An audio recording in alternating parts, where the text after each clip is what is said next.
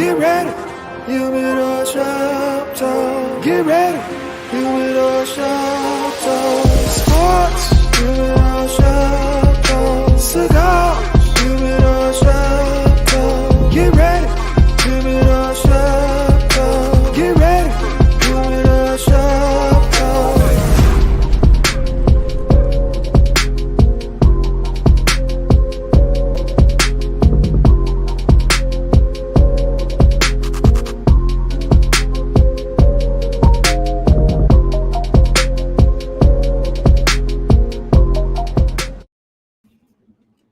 Yo, what's up? Your boys are back in the place to be. Man, we took a week off. We had some things we were doing. We was out at some sporting events. We was getting it in. So sometimes we got to take a break here and there, sometimes to pay the bills or get out there in the streets. Hey, that's how we do. SmokeFellas for life. So I'm just going to get into it, man. Bring my boys in so we can talk this sports shiggity, blow some smoke in the air, give y'all some of these jokes, all that good stuff on this Saturday morning. So, man, I think he in town. Usually he could be here or there. Who knows? But I think he in town. My man, KDL33. What's up, baby? What's happening? How y'all doing, man? Yes, I am in town. What's happening? Good Saturday morning to y'all. Missed y'all last week, man. We had a lot we could have talked about, but I'm sure we'll touch on it this morning. Let's get it. Hey, Kev, as somebody said in the comments, we had load management. We did the Kawhi Leonard last week. That's neither here nor there. Load management, baby. Hey, it's 5 o'clock somewhere, and when we was backstage, he already said he was pre-gaming. So, lucky lefty, what's up? In the building, baby. Let's get it started. Hey, yes, man. Yes, good to be back, baby. Before we want to kick it off, man, we want to give a shout out to all the veterans that protected and served and those that are currently protecting and serving, baby. That is true. That is true. Shout out to all the vets. Appreciate your service. I gave love to a couple last night. I don't know what happened to Lefty. I don't know. His Zanzibar internet went out. I'm not sure. Not the Zanzibar. Hey. There you go. Y'all pulled me out. The Zanzibar got internet? Everything. Well, you know what? You do have a face for radio, so it is what it is. Whatever it is, it's beautiful. Don't you worry about it. Hey, by the way, I say it's 5 o'clock somewhere, but it's really about 4 because of daylight savings time. Then everything gets messed up. It's on the 6 or something. Hey, man, listen. I mean, I'm still trying to recover from daylight savings time. I'm not, bro. Bro, that did me wonders, man. Dude, my body's so confused. It's ridiculous, dog. Like, days feel long and I'm sleeping weird, but all that. Yeah, happy Veterans Day, man, to all the vets, man. It's a bunch of our brothers of the leaves that serve, man. Matter of fact, Billy D chimed in, man. Salute, Billy D. Thank you for your service, brother. Yeah, salute. Man. Thanks for all the service. Will we? And it's a bunch of them, man. I love to see out there on social media when, people are posting their, back when they was in the service, they pictures and stuff, man. Mm-hmm. That's some cool shit right there, man. It's cool, but they look a lot different now. Yeah, those are facts, Kev. I wasn't gonna say that, but Throwback Thursday look a lot different on Veterans Day. Hey, Billy D, we'll talk about you later. That was young Billy D. Right. Young Billy D, baby. That was the you gonna let my hand fall off? Right. Young Billy D, baby. Hey, man. Young Billy D. Yeah, but I like to see that, man. Hey, our former producer, Ivan, out there looking like what was that movie where dude went nuts with the rifle? This is my rifle. This is my gun. Full Metal Jacket. Yeah, Ivan looking like dude, man. Hey, I started putting under that. What's up, Mayo?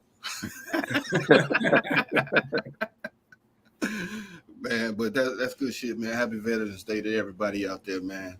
Hey, we wasn't here last week. Yeah, that's what's up. That's what's up. We wasn't here last week, man, but I do want to give a shout out to Dusty Baker, man, for finally winning one, man. Finally. Congrats. Got to give it up to him, man. Congrats. I don't mess with the Team Astros, but I wanted them to win simply because of Dusty. Dusty finally got one. I thought he was going to ride off in the sunset. He changed his mind. He coming back. Life is good. Congrats, Dusty. Hey, he on a tour right now. He on a high. So, you know, he should have went off into the sunset. Let me tell you something. With that squad, they could repeat. With that squad, we got a squad. Them boys, they could go back. So no, you ride that train. Try to get you about 2 or 3 out the joint. Why not? That's the only thing that was missing off his resume. So he finally got that's the only thing that was missing. Yeah. Yeah, congrats, man. Good shit. Yeah. So, all right, man. We gonna talk about it. We going in the box, Sean. So can you put us in the box? Because we coming out the gate early. I ain't reading the notes. box. You never read the notes, but freestyle, baby. Freestyle. The thing is titled, "Did They Go Too Far?" Let's go. Oh, we're going straight in, huh? Oh, we're going straight in that. Okay.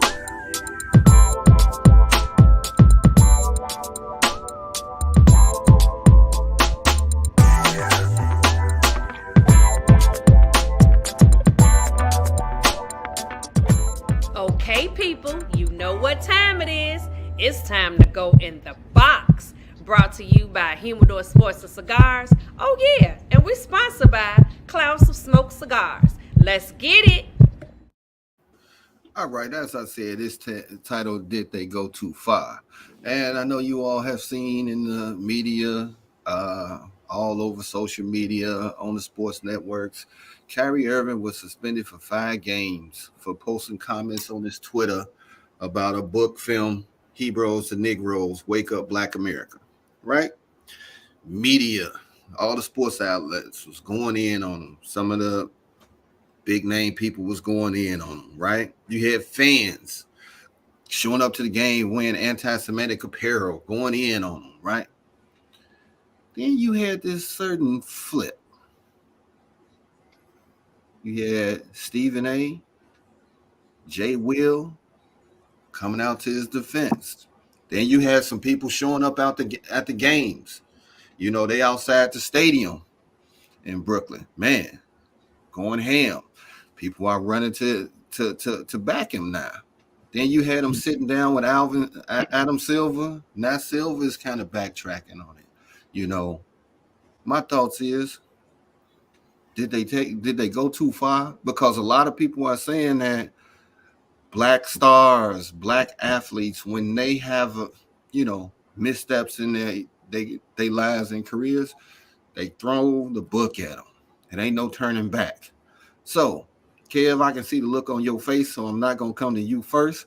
Lefty, what's your thoughts on this, man? We in the box, baby. Kev could have went, but I. Right. I mean, that's the obvious answer, but I could go another way with it. But go ahead, Left.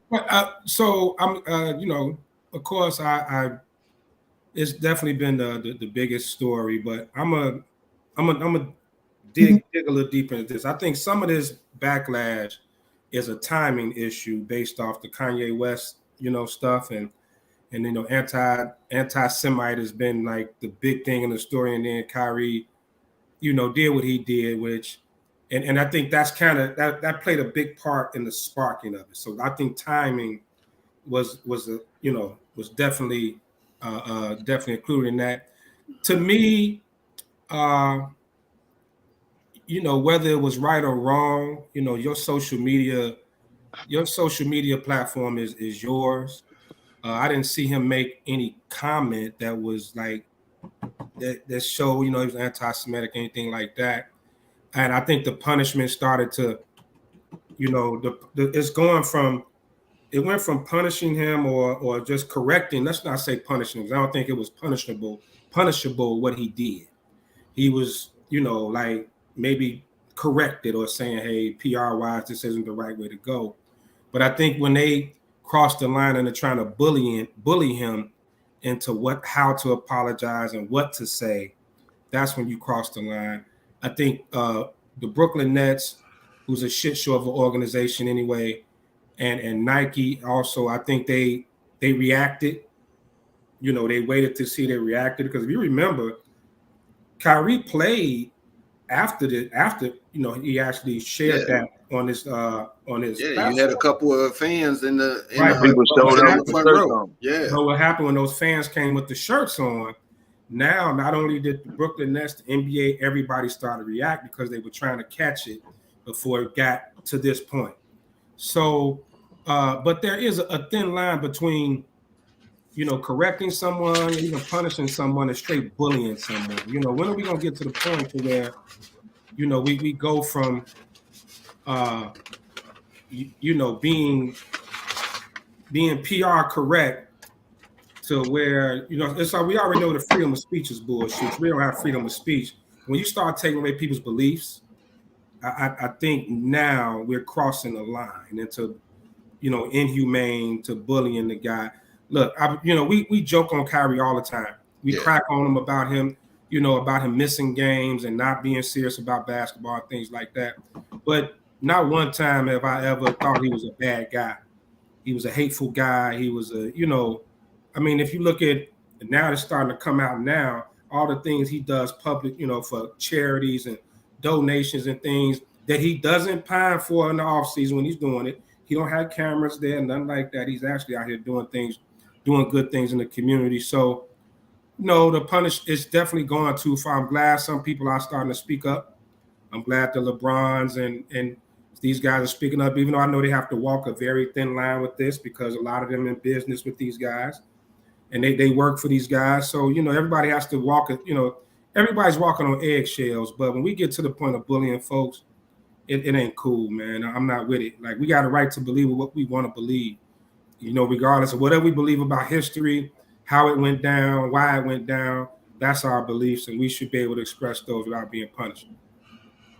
KDL, we know that your thoughts on Kyrie have been very critical. I'm really waiting to hear your spin on this. Let's go.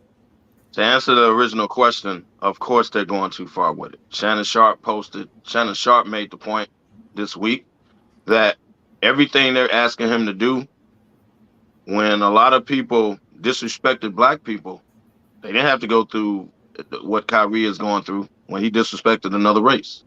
So, of course, to answer the question, of course they're going too far with it, and it's ridiculous. He's actually supposed to play tomorrow if it's just 5 games. Having said that, there's a responsibility that you have as a professional athlete, particularly when you're not Kanye, who works for yourself. Your checks say NBA/Brooklyn Nets. So when you post something, and in your mind you're doing it to educate your people, that's cool. But you have to say that because of who you work for. So your beliefs is your beliefs. But then you have to post it, because it's a reason he took it down right after he posted it. Neither here nor there, though. But you have to post it and say, hey, it's not my beliefs. I'm trying to educate my people. Now, if I offended another race, I sincerely apologize. That wasn't my intention. I don't believe in this. What I posted was to show my people, educate my people. If he'd have said that from day one, he'd have still been playing basketball. But y'all know what he did. He was arrogant. And he was on some, y'all ain't gonna force me to say something. Then they asked him specifically, hey man, you believe in this? How can I do that? And I know where I'm from. How can I do that? Well, I know. Never answer the question. So because the NBA, who pays you, but them people showed up at the game with the shirts on, that kicked it off. Then the sponsors start calling the Nets. Sponsors start calling Alan Silver, because he was given 2-3 times publicly to come out and separate himself from the movie. The only thing I was trying to do is educate my people, y'all. I'm not anti-Semitic. I'm not. Look, if I offended somebody, I apologize. That wasn't what I was on. I was trying to educate my people. If he just said that day one, he'd still be playing basketball. But y'all know Kyrie. He's arrogant. He's stubborn. It's my way or the highway. I do what I want. I don't disrespect Kyrie as a basketball player. I disrespect him as a teammate. He's a terrible teammate. I wouldn't want him on my team. I don't give a damn how talented he is. That's just me. So if he'd have handled it correctly, we wouldn't be in this position. And so, yes, is it wrong what they're doing to him? They're making him example? Of course it is. But he could have squashed all this. See, all these pro-black people on Facebook don't want to let him accept responsibility and step back and be like, man, it shouldn't even came to this point. I should have handled it different. No one on Facebook has said this is all about the history. It's all about know your history and all that. What about his responsibility as a professional? But this is where the battle is, though, Kev. You saying he handled it wrong? I think he. You got to look at that first press conference after that happened. This is where I disagree. I think he stood up for what he believed in, and he did. So what is that exactly? But he didn't do it in a disrespectful way. So for them to come in and try to make him say something that he really didn't feel, it's the same dude who missed games. What did he stand up in? What did he stand up and believe in? It's the same guy that didn't want to get the vaccination last year. Yeah, and he stood on it. So he's a person that stands on what he believes in. That's cool. But there's consequences for that. Yeah, but the problem is, Kev, he didn't say anything hateful. He didn't say anything. He didn't say anything that was like out of pocket. He just said, "How could I be that if I know where I'm from?" That means they try to make him say, "I'm sorry, my bad." They bullying that dude. I don't think. They're not bullying him. They're not bullying him. And he never got the point that he offended another race of people, bro. He never got that point. Hey, Kev. So he's like, y'all not gonna make me apologize for something. He never got what he did. In the first press conference after that happened, right after that game where they had the shirts on, he answered several questions, and that media reporter asked it 7 different ways, the same question. He answered the first time, and then he answered again, and then he answered again. What was that? What was the question? What was the question?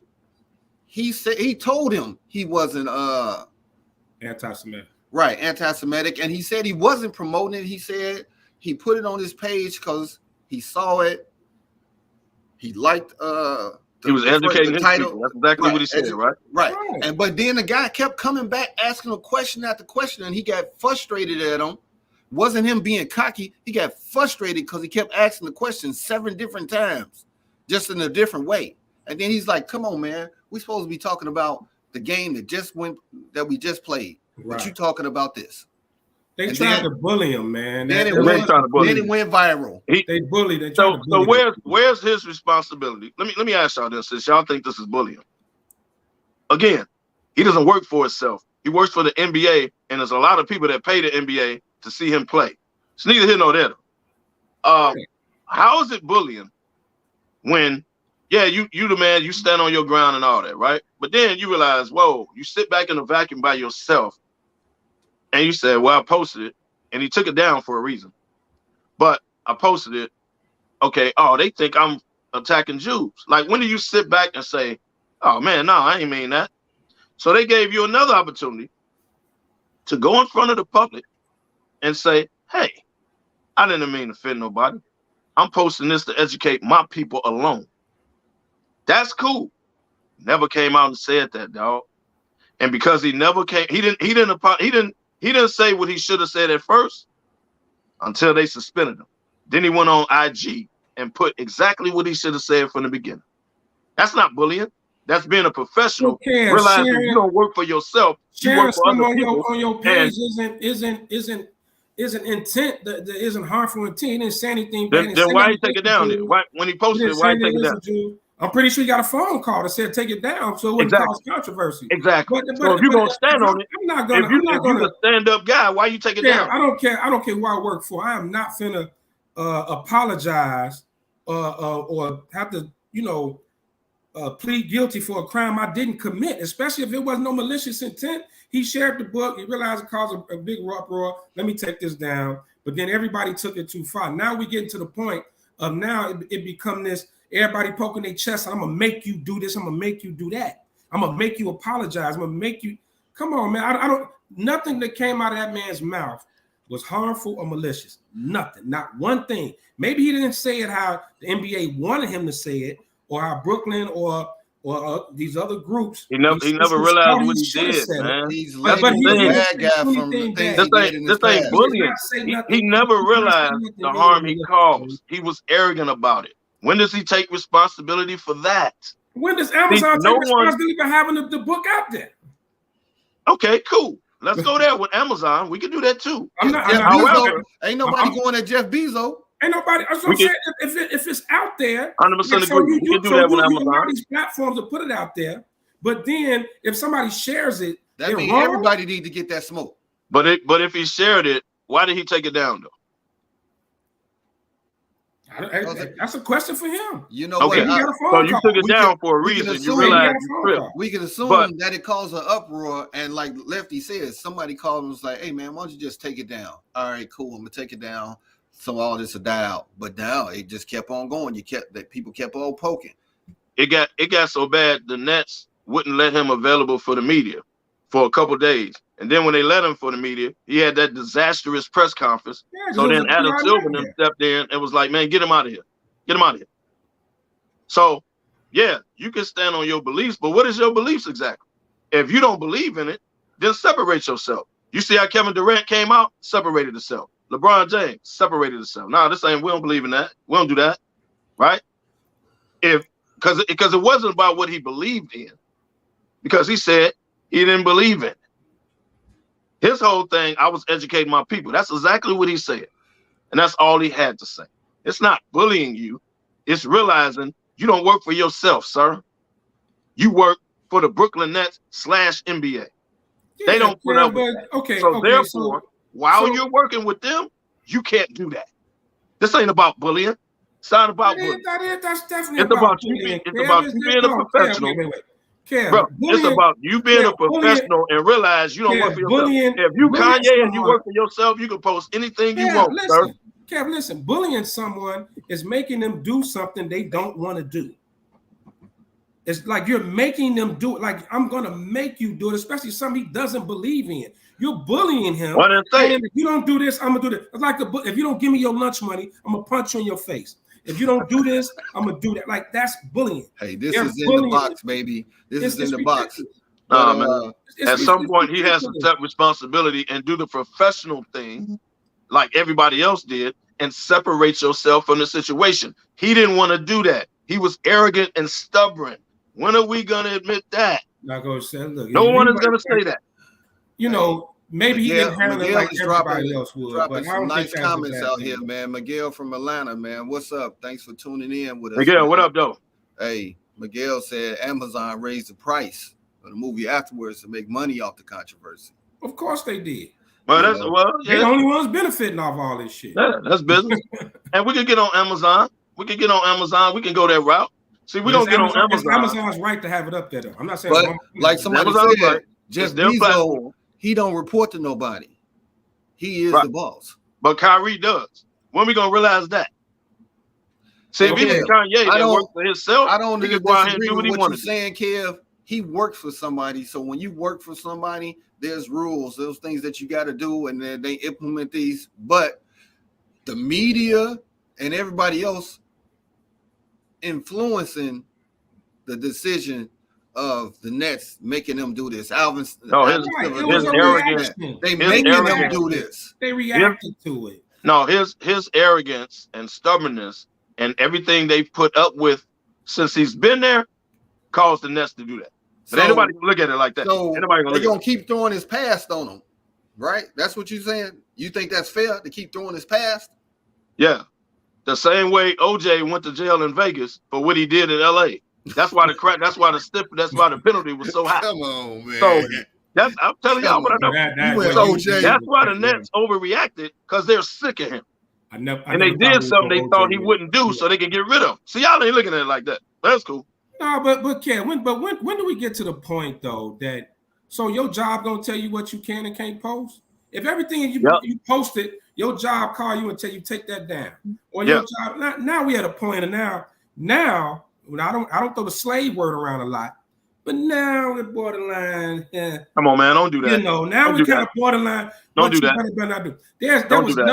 There was nothing that when Kyrie made his post and shared it, he didn't say this is. All they could have said was, you know, these aren't the beliefs of the NBA or the Brooklyn Nets, or anything like that. He posted his thing. That's now we get to the point when employers are controlling our social media pages, no different than they trying to tell people how to wear their hair at work. And bro, it's a reason he took the post down, dog. Like if he stood on it, he never would have took it down. But when you get all he took it down for a reason. When you get all this backlash, sometimes you like, okay, I'm just gonna we're just gonna move on from it. I'm gonna take it down so people quit talking about it. But exactly, nobody turned the switch off. Right. When he took it down, so then he had to stand on it. Then when they kept bringing it to him, he stood on it. That's what he should do. That's cool. Stand on it. I ain't got no problem standing on it. That's cool. Stand on it. I respect that, Kyrie. We're the same community. Stand on that. Stand on your sister's birthday. We stood. Stand on your scheduled time off. Wait. Stand on you don't want to get the vax. Stand on all that, Kyrie. But the problem is your checks say NBA/Brooklyn Nets. It don't say you don't sign your own checks like Willie Wilson. So you can stand on what you want to stand on, Kyrie. But as long as you work for the NBA/Brooklyn Nets, certain stuff you can't do. It just is what it is. Yeah, so we can do all this pro-black stuff all we want. But he doesn't work for himself, bro. Kev, I'm saying when do we draw the line? When does the line get drawn to where I can't post on my social media page and like at what point are we going to go there with it? Like just because let's get this straight. Let's get all this straight. Just because someone employs you doesn't mean they're doing you a favor. This is a barter agreement. I work, you pay me. That's how the shit works. So nobody owns nobody. I work, you pay me. It's a trade-off. It's not no, you own me, you my boss. That shit don't work like that. Hey, post it on your page and see what happens. Hey, what they gonna do? Fire me? Look at Miguel here. You can talk about our own race, black or minorities, but can't talk about the Jews or whites. Plain and simple. Hey, Miguel, we appreciate all your comments today, man. Keep that real talk coming. This thing goes deep, but the fact that Nike and all them jumped in, look, man, I got 1 million pair of Nikes. I think I'm finna transfer over to Puma, man, because I think they should have stayed out of it. They should have whoever this Facebook user is, stayed out. I'm good with it. With Nike though, they should have stayed out. They suspended the release of his shoe. You know what that means. That means they about to let him go. That means they about to drop him. Why would you release his shoe knowing that you was gonna get all this flack and all of that stuff? That's a business move right there. Hey man, I don't Didn't nobody know the shoe was coming out, Ben? They could have just shut the hell up and not say anything. And just hey man, everybody is separating themselves from it. What's up, Sean? Everybody up in arms. Kyrie could have handled this originally. He chose not to. Now everybody mad at the reaction. Go ahead, Sean. My issue with Nike is this, and I'm a Nike whore. That's the only shoe I'll buy. All right, I'm gonna have to start buying them off of eBay, so they don't get the money. They already got the money. But what I'm saying is this: when the hell does Nike care about morals? Exactly. Okay. Was it right after they shut down all the sweatshops? Right. So they don't. Actually, they did suspend it. They suspended him. They interviewed Phil Knight the other day, and he said that they're probably not going to go back to that. So basically, what it is, it's a blackball of Kyrie Irving. Exactly. All right. Black. He didn't say anything anti-Semitic. He didn't promote the movie saying that, you know what, this is a great movie, watch it. He just posted the link on it. So because he posted a link on it, people are saying, well, why are you posting this? It's anti-Semitic. I haven't watched the movie. I don't really care about it. Okay. But some people who have, that I've read, they watched it. They said it was not anti-Semitic. So I may have to watch it so I can see. I may have to watch it with one of my Jewish friends to see if they feel that it's anti-Semitic. Okay. Because if it's not anti-Semitic, then this is just straight up a witch hunt. Because Nike had already said that they were originally, they were pretty much done with Kyrie to begin with. I think this sped up the process, and I think it's just there's just no coming back from this for Kyrie. Now, Once again, that's his responsibility that they're fed up with him to begin with. But go ahead. Kyrie's very lucky. He is in a state financially, I would imagine. I ain't counting his money, but I'm saying he's in a state that I would imagine he wouldn't have to work anymore, nor would his family. So if he decided to walk away, he could do that.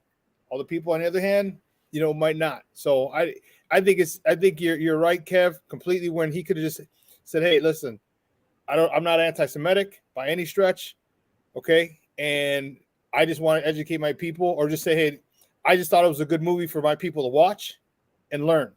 All he had to say. And boom. So, but I mean, it's when they come after you, they come after you. After you should ask Mahmoud Abdul-Rauf, all right? Ask Colin Kaepernick. Ask a whole bunch of other people who've just tried to go against the trend, and look where it got them. Although Colin got a nice little parting gift. A very, very large parting gift. But that's pretty much all I'm saying, bro. I'm not saying Kyrie can't stand up for what he believes in. That's cool. But there's a reason he posted it and took it down. Hey. And then he stood on the arrogance instead of just saying what he said after he got suspended. He was arrogant. Hey. So people responded. And we as black people are mad because people responded. Bump that. We ain't mad at him. I'm gonna buy knockoff Nikes. Yeah. I'm gonna buy knockoff Nikes. There you go. Yeah. Hold on. I got some Chinese people who are telling me come buy these shoes. I'm going to holler at you, Long Dong. Hey man, this has been SmokeFellas in the box. How we do it in the cigar shop, man. We thought we'd come out the box and give it to you rough raw like we usually do because we was off last week, so we wanted to give you a little something. But Sean, can you cue up my boy Lucky Lefty so we can go into Lefty's Logic?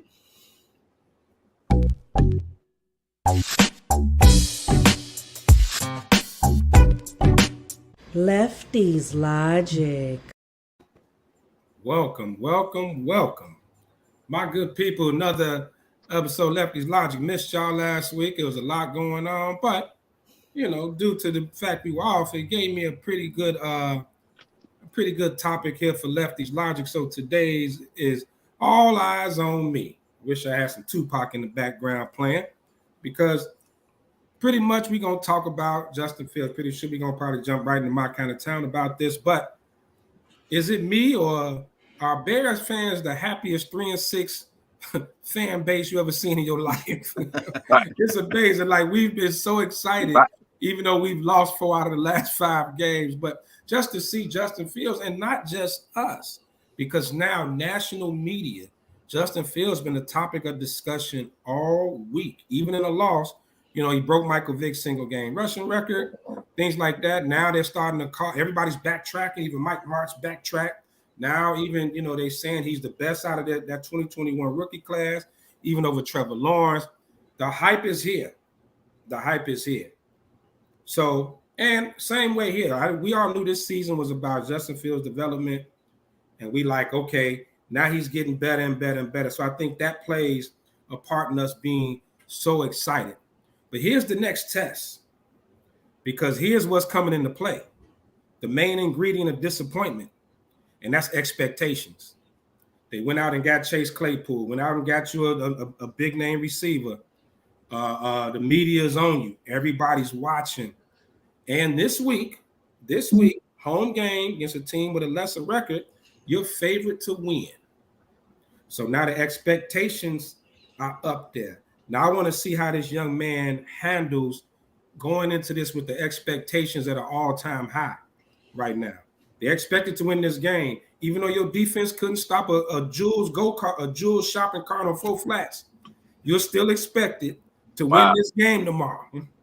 Even though you have to probably put up 40. Wow. Hey, man, a shopping cart got hard wheels, man. And somebody bust. Wow. And our defense still couldn't stop. Well, y'all will give it up. So, but now you about to get all this work that franchise quarterbacks get. We all know franchise quarterbacks, sometimes they get too much credit, sometimes they get too much blame. So you go out there and this team wets the bed tomorrow. It's not going to be what it was last week coming off the Miami loss. You lose this game tomorrow, people are going to look at it different. The narrative is going to be totally different next week. But I do think Fields will come through. Like I said, I'm curious to see how he handles this next test. Expectations at an all-time high against one of the worst defenses in the league. You at home, you're favorite to win. Everybody's on the hype train. Even cats that talk real bad about you, everybody's hyped up about it. So let's see what Mr. Fields does tomorrow at noon. So I'll let the guys jump in on that. So I'm going to say this. To me, they're treating Justin Fields like Philadelphia treated Jalen Hurts last year. You realize he's not a pocket passer. So we're going to take his biggest skill set and we're going to use it, which means we're going to run him. Until you go out and get weapons around him, or you beef up the offensive line to where he has the time to stand and go through his reads, we're going to use his biggest asset. We're going to run him, which that was always his go-to. He can do that anytime he get ready. Like, that's his bailout. I'll just take off and run. Similar to what they doing to Daniel Jones. Hey, Kev, I got to call. He's not a good thrower right now. We're just gonna let him run. That's his best asset. That's what they're doing, and it's successful because we was going over this last night, y'all. Guess who the top 2 running teams are in the league? Bears and Giants. Bears and Giants. Right. Both quarterbacks run. They running backs run. That's their success right now because they don't have good passers. Now I ain't saying Justin Fields can't pass. But right now, he's holding the ball too long. He ain't letting it go. He's not throwing open receivers. Now he's not. So they like, hey, man, let's just use his weapons. His weapon is running.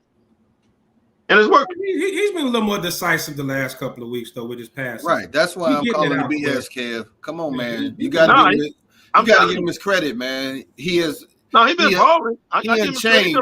He has changed from the first couple of games of holding the ball too long. Yes, he is running more, but we are like a couple of these big passes that he thrown and the catches being missed from having a dynamic offense, bro. So you can't take that away, man. You just can't say, oh, he's reverting back just to run it. No, it's been a lot of passes that were dropped. He's making a couple throws. Let's not act like he's Patrick Mahomes. No. Now, let's not do that. Now, he's playing well. He's making a couple throws that he wasn't making early in the season. How many of those passes were missed? That's not like he's lighting it up. Would have made a different outcome if they would have caught the final play of the damn game, Mr. EQ St. Brown, the ball went right through his damn hands. But we'd be having a whole different conversation if they would caught these balls. You also got to credit Luke Getsy too, man. Like the quick passes, like he's getting them comfortable. But that run. But that ability to run, everybody forget Justin was a pocket passer at Ohio State.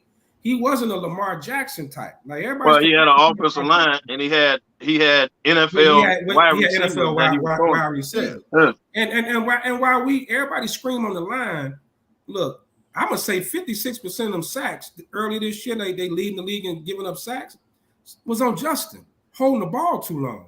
I think the line has been pretty solid. You know what I mean? It's fine, even in pass protection. But when the receivers can't get open, you can only block for so long without getting a holding call, whatever. Right. And now what he's doing, he's utilizing a strength, a weapon. Like he's becoming a dual weapon, which is smart. He's flinging the ball. I mean, he's making some great throws. That touchdown pass to Darnell Mooney last week was on point. Like that was a beautiful pass. I'm not saying he's not making no throws.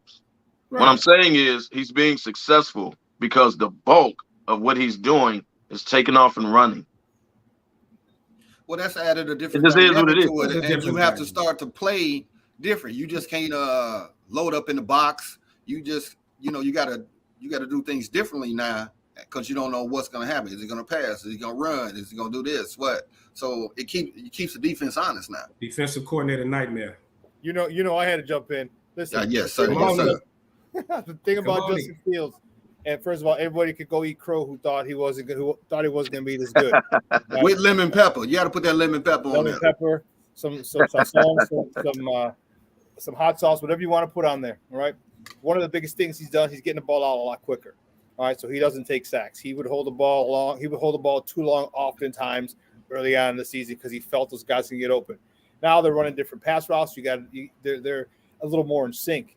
It's gone from a little over almost 4 seconds to 2.5, maybe 2.5 to 3 seconds is when is the amount of time he's holding that ball. That's a huge difference. Once he reset, boom, boom, and it's out. And so that's a huge thing for him. And Kev, I got to push back on you, bro. He is a pocket passer who just happens to run 4.4. All right, he can sit there. You watch him at Ohio State, but if you watch him, and I was looking for this thing to try and upload it. Dude, think about how all the throws he makes from the pocket. There are tons of throws he makes from the pocket, tons of them. The touchdown pass to Darnell Mooney, a lot of first downs. It was literally a 5-minute clip from this year of him throwing from the pocket. He just doesn't. There's just times when the line breaks down. I mean, Braxton Jones. No, people realize you don't have to do a swim move or rip move or spin move. All you got to do is bull rush him. He can't hold his water for nothing. So that's what a lot of times the pressure is coming from is Braxton Jones. He don't have having a weight in his ass.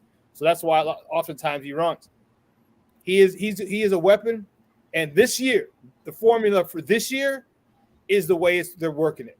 All right, him passing the pocket a little bit, rolling the pocket out, running the ball. That's the formula for this year. Next year, it'll change. But right now, this year, this is the best and most effective way for this team to score points.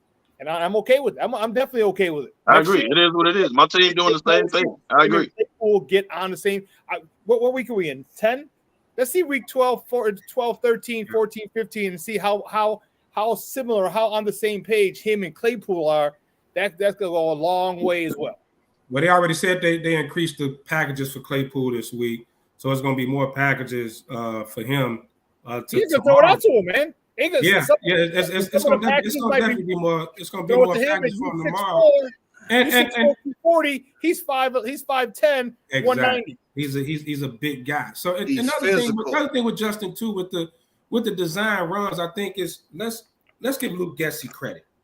Like when you have a weapon like that, make it a nightmare for defenses. They said the Dolphins coach Mike McDaniel yelled, "Stop it! Stop it!" He yelled him, "Stop it!" Like you're killing me. Like you're killing me, Petey. You're killing me. And look, think about this. They had a spy on him. They did. They had a spy the whole game. Touchdown run. And he ran for 178 with a spy. So it's certain things you can't plan for, and Getsy's using it right. You don't know if it's a design run play or if it's just a rollout. If I'm on defense, I'm frustrated trying to even deal with a dude like this. But a lot of that was breaking down, and he'll just take off. Like you covering, and he can get out of a sack and he'll just take off. What he's doing is what I suggested a long time ago. Get your Mike Vick on, read 1-2, take off. If it ain't there, run. To be decisive. You remember on the touchdown run, he actually was trying to pass to Darnell Mooney. That's where that pump fake came in. Darnell Mooney it broke down. He just took off. Yeah. It was like, whoop, and that's what froze that safety right in front of him because the safety had a good shot and a good angle. But once he froze, Justin was gone. And also the strength of the Bears too, even blocking wise, you notice they're not that great between the tackles, but running outside because their receivers block well. Claypool, that's one of the criteria. EQ St. Brown, they're very good blockers for receivers. So a lot of they off tackle, running off tackle, it works for them. So whether it's Herbert, Montgomery, Fields, whatever it is, it's just a hard team to try to plan for defensively. Let me tell you the best thing that I saw out of Justin Fields the last couple of weeks. He has thrown the ball away out of bounds. Decisive. He's decisive. He's thrown the ball away when he, before that, he was taking the sacks and trying to, juke and jive, he threw the ball away. And I was like, oh my God, he had learned this, throw the ball away, and we come back to the next down. Getsy probably told him, if the first read or two ain't there, either run or get rid of the damn ball. Don't wait for 3 and 4. Don't wait for the 3rd and 4th read. We ain't got time for all that. Just get rid of the ball and take off running. And I think he's doing one of the biggest things I saw from Justin too is his touch. So if you remember the end zone shot to the tight end where he overthrew him because he threw it to a spot, and the dude was running like he was stuck in quicksand. And everyone was like, "Oh, Justin Fields, a real quarterback makes that throw." Blah blah blah blah blah blah. Okay, cool, fine. All right, where is he putting it on Komet? He ain't putting it over his shoulder. He's putting it right between the 8 and 5. Well, he's probably throwing the ball to Komet. By the way, first and foremost, yeah, thank God, that's true. But what's he doing? Like he's putting it right on him. All right, he's not making. Sean, also remember that same tight end. He hit him on a 2-point conversion last week. Yeah, pretty much that exact same play. Yeah, he was able to hit him. It was so Justin's getting it on their body as opposed to getting to a spot instead of trying to be nice and cute and having timings. Like if that's not going to work, I'm gonna shoot you a dart right between the 8 and the 5 or the 8 and the 7, whatever your number is, and you got to catch it. So, you said something earlier, Ben. I think it's huge. We're like 3 or 4 instances away from one, probably 2 or 3 wins, and it's being a whole different conversation. We're talking the Amar Misset against the Vikings, the Amar Smith something. Now I'm not saying we would have won the game. I'm not saying that at all because we were down 8 or 7 or 8. All right, but at least have a shot. And then you had the double catch by Darnell Mooney against the Commanders. All right, if he holds it, he's over the goal line. All right, that's a touchdown. And then this last game, those 3 games, you flip those. Wow, there's a couple at least get 2 of them. At least get a field goal. We're damn near close to field goal range. But when what's his name, EQ St. Brown dropped it. You know what I'm saying? No, that was the penalty that wasn't called. But it would have extended the drive. Give us a chance. This guy's already. He's done everything he has to get us to win games. Now the receivers got to step up, and that's where we need help because these guys aren't. That's why I don't think Darnell Mooney's the number 1 personally. But we'll talk I think he's a hell of a 2, though. He's a hell of a 2. I think he could be. So Justin Fields is great. He's nowhere near as good as he's going to be. He's not in the top tier of quarterbacks yet by any stretch. Right, listen, he's moving up this year. That's the formula. Let him run, and he'll hurt you from the pocket. That's the thing that's even better. Is you're so worried about him running, you forget he can't hurt you from the pocket, and he will. And how many plays? How much does the middle open when you got to have a spy kind of watching him and playing up? Now, if you receivers, you kind of get behind that guy. That's another open spot. Like this is gonna be a hard team to defend. Zone, man, I don't care how you do it. They're going to be hard to defend, and more Claypool gets involved in that. But before we change over, the one thing, Ben, that impressed me is more than throwaway. You see his ball fake on that handoff, how he's hiding that ball? Yes. Dude, I'm like, dude, that's some veteran. Like he had. You saw that guy coming off the corner, off the back, off the left side. He watched it. And he's freezing. It's freezing guys. It's freezing those contain guys, so man. Remember when I told you guys a long time ago, I said my coaching buddy says, if you take care of all the little things, there are no big things. That's a little thing that is huge. That little thing. Just a fake, watch the running back go. That freeze that guy out. Hey, that was in comparison to when White Chocolate froze Gary Payton. I was gonna say his crossover. When he froze GP, baby. I compare that to that one because it was just like everybody was like. First of all, Jason Williams froze a lot of people, and just GP. Yeah, he did. Well, GP was the most classic one. Well, yeah, that's true. Is that the one where he tries to kick him? Yeah, he tried to kick his leg out. When you don't know what to do, just like flip him. Right. Yeah. Okay. Yeah. So we in my kind of town. Lefty kicked it off, gave the alley oop. So we in my kind of town. The Bears. We 3-6. Okay. Lost to the Dolphins in a tough one, 35-32. Like Lefty said, the defense can't stop a nosebleed. That's not what I said. I said a jewel shopping cart on 4 flats. I didn't want to repeat that because that sounds so terrible. We don't know how you flat those tires, but go ahead. Right. With the 60-pound baby in the little thing that you got to put. Hey, man, when they picked up Claypool, I immediately liked that because I'm not going to say the Bears receivers are soft. He just brings a more aggressive type of wide receiver to the game. He's a bigger receiver. He stops this notion that Mooney is the number 1 receiver. Right. And he could, which I really don't understand. Now, we were watching this, right? because I had a couple fantasy players playing. So we were watching the game. And it was a couple times Fields could have went to him, and he might not know all the plays. But you can throw the ball to the end zone. Dude can go up and get it. Try it. I mean, see how it works. He just got there. He don't know the plays. Run him to the end zone. Throw it to the, you know what I mean? Let him go get it. I think you'll see a difference this week, Kev. I mean, but you got to try that though. He's a big physical dude. Like, let him go get it. Kev. My guy's bigger, stronger, faster, and can jump higher than your guy. That's what I'm saying. Ain't no route concept, ain't no timing, ain't nothing. Go throw get it it. high as you can throw it, and you go get it. Go get it. 40.5 inch vert. Go get it. I would have did a play or two just to try that, just to see what I got.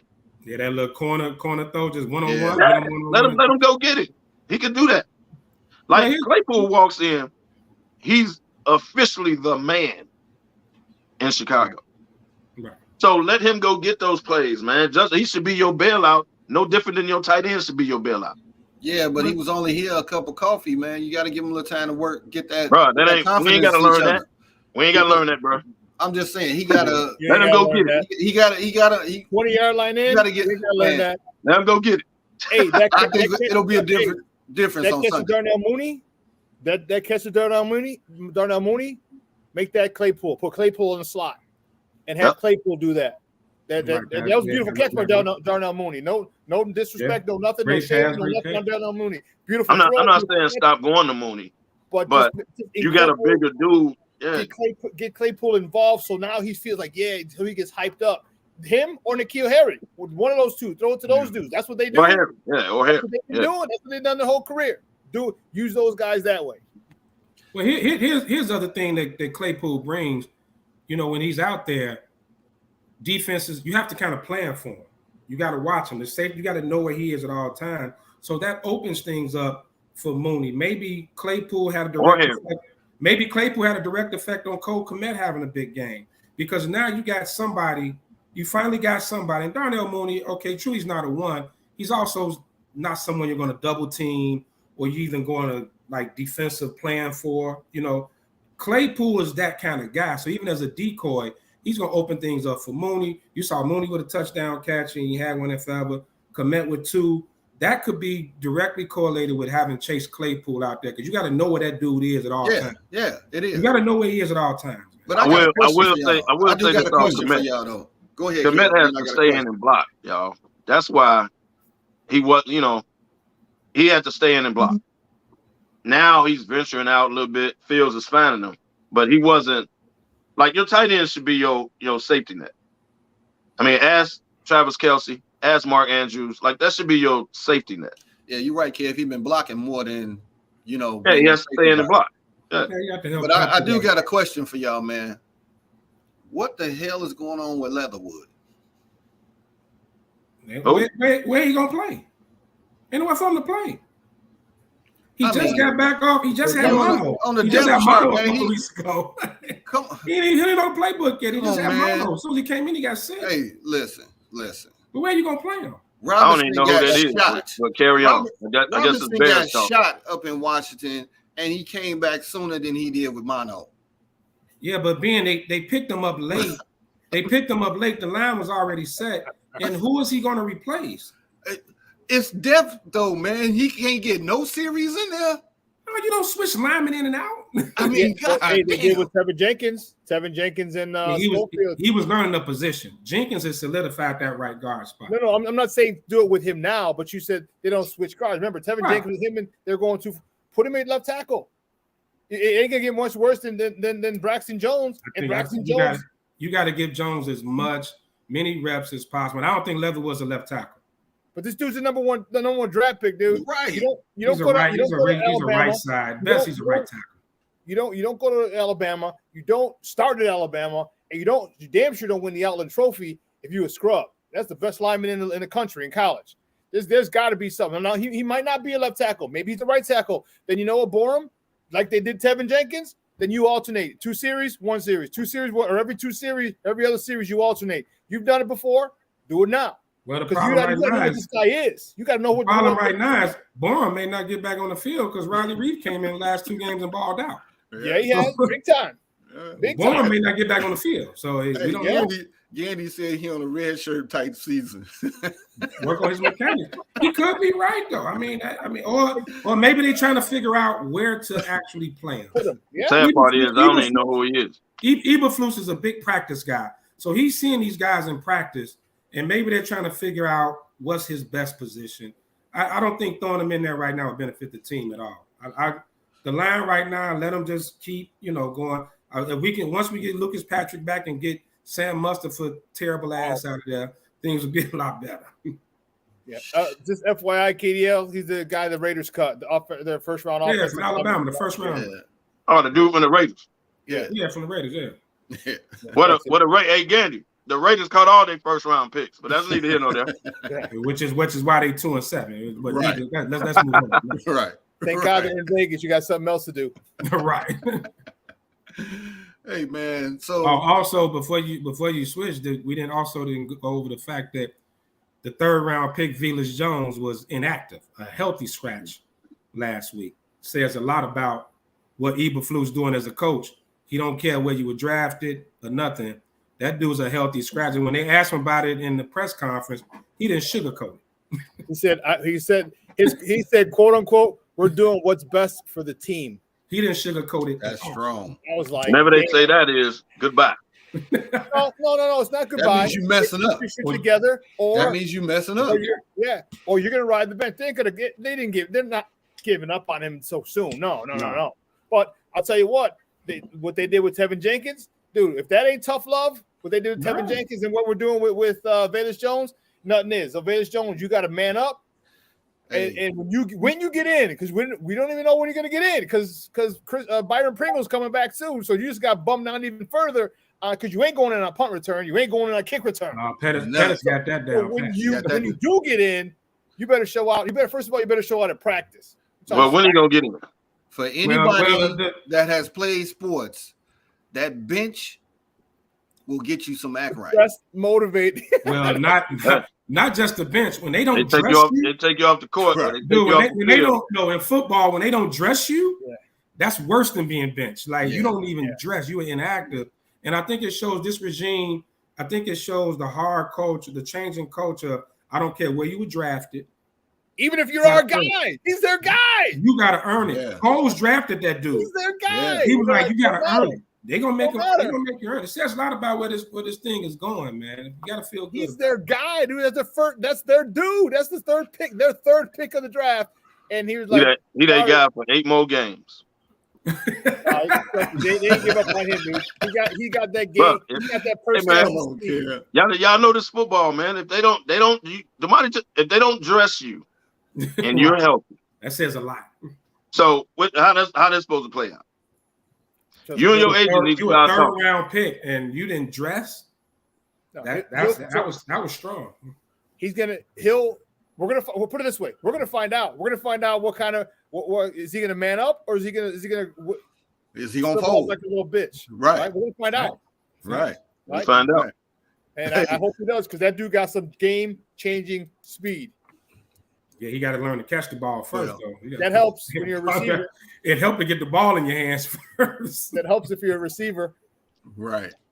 Hey, man, we got to pay some bills. We got to go to a commercial break, get ourselves together, and then we'll be right back. Sean, take us to commercial, man. No, I don't know, though. I'm scared.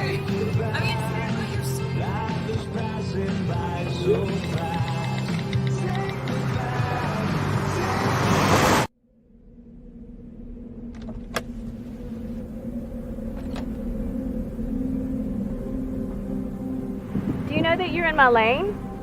No, not at all. Are you not paying attention? Are you texting? I was just checking in with my mom. I was telling her that I thought we'd be home by 6. It's okay. There's enough time. Just pay attention. I'm not even halfway through my text. There's no way. I'm not even going to look up. My babies are in the car. You have to pay attention. It's just supposed to be a quick text. I'm so sorry.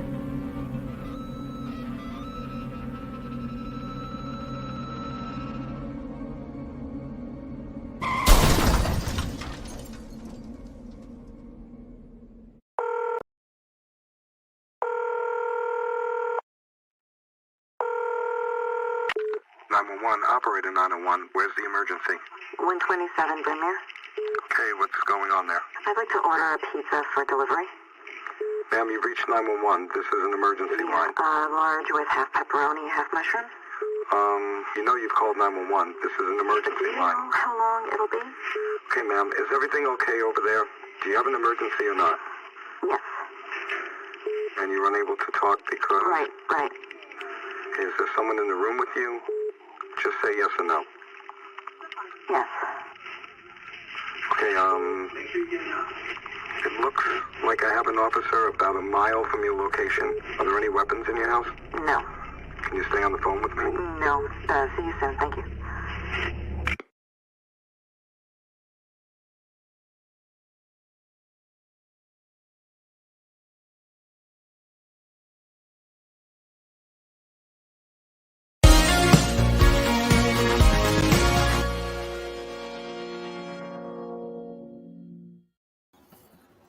All right, we back, man. We was just ending with my kind of town, so we got to talk about our baby Bulls. Man, they 6-7. They took a hard loss to the Pelicans, 115-111. I don't know what it is about them that they can't string up back-to-back wins, man. What's going on? They in every game. How do the Bulls need to? How can they improve, man? Well, Zach LaVine they 5 days a week, don't they? They probably tired. Damn. Right. It ain't as brutal as last year, though. It's not as brutal as last year, Lefty. Shit. I'm like, look up. Zach LaVine can't play back-to-back games. Let's start there. So whenever you have that, he's on knee management. You have to do that, though. Like, I don't understand, man. And I ain't just tripping on the Bulls. I'm not letting Kawhi Leonard off the hook. I get Giannis. They played all summer. Probably Dallas gonna do that with Luka, but they won't win a game. But I don't get all this load management, man. Like, either you ready to play or you not. Like, are you healthy or no? Like, I don't get all this load management, man. Like, you got a problem what they're doing with Zach LaVine, though? Coming off of I surgery? mean, look, is he healthy or no? But he's coming off a knee surgery, Kel. The Bulls. Okay, cool. Then say he's not fully healthy, and this is how we're gonna do. Well, I don't set the expectation like he's healthy and he's really not. They got a lot of back. So I get what they're doing because he's coming off surgery. I get it, but I don't like for instance, Kawhi Leonard sat out the entire year. Well, and his surgery was a long time ago. That was like 8 months ago. The man played one half against the Lakers and ain't played since. So I don't understand this, man. I don't understand. He's the definition of a part-timer in the NBA. They say he's the first part-time NBA player ever. Right, getting full pay. Full pay. And can live in San Diego. Why are you doing it? Well, here's my He's been late to games. Yeah, he late to games. He late for planes. Like, he late coming to get on the plane to go up. I don't understand. Yeah, but it's always about, I think teams are more conscious now about going into the playoffs healthy as possible. So if I don't have a problem with sitting on back-to-backs. The Kawhi thing is totally different. Like, he's just not playing because he just my knee, I got a little too itch, so I'm gonna sit out. That's totally different. Kawhi said I have to be 100% to play. Which now, who the hell is 100%? You're never 100%, especially the miles he has on his legs and the injuries. Here's my fear with the Bulls, and I like them. I like the build of the team. I have a fear they're going to get stuck in what I like to call like team hell, to where you aren't bad enough to get the top picks and the have the salary cap money to improve your team, and you aren't good enough to be a true contender. They're stuck like right there. Right in the middle. That's where they at, though. And it feels like I don't see them, going no further than they did last year. And to me, that's the worst place to be. I'd rather be in a full rebuild than stuck in that little middle.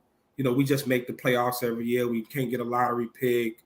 We got a couple of dollars. We can get guys like Andre Drummond and Gordon Dragic, people like that. So that's my fear. Hopefully, after this year, those been some good additions, though. I mean, they've been good additions, but once again, they still. But that's where you are, though. But it doesn't put you over the top to contender.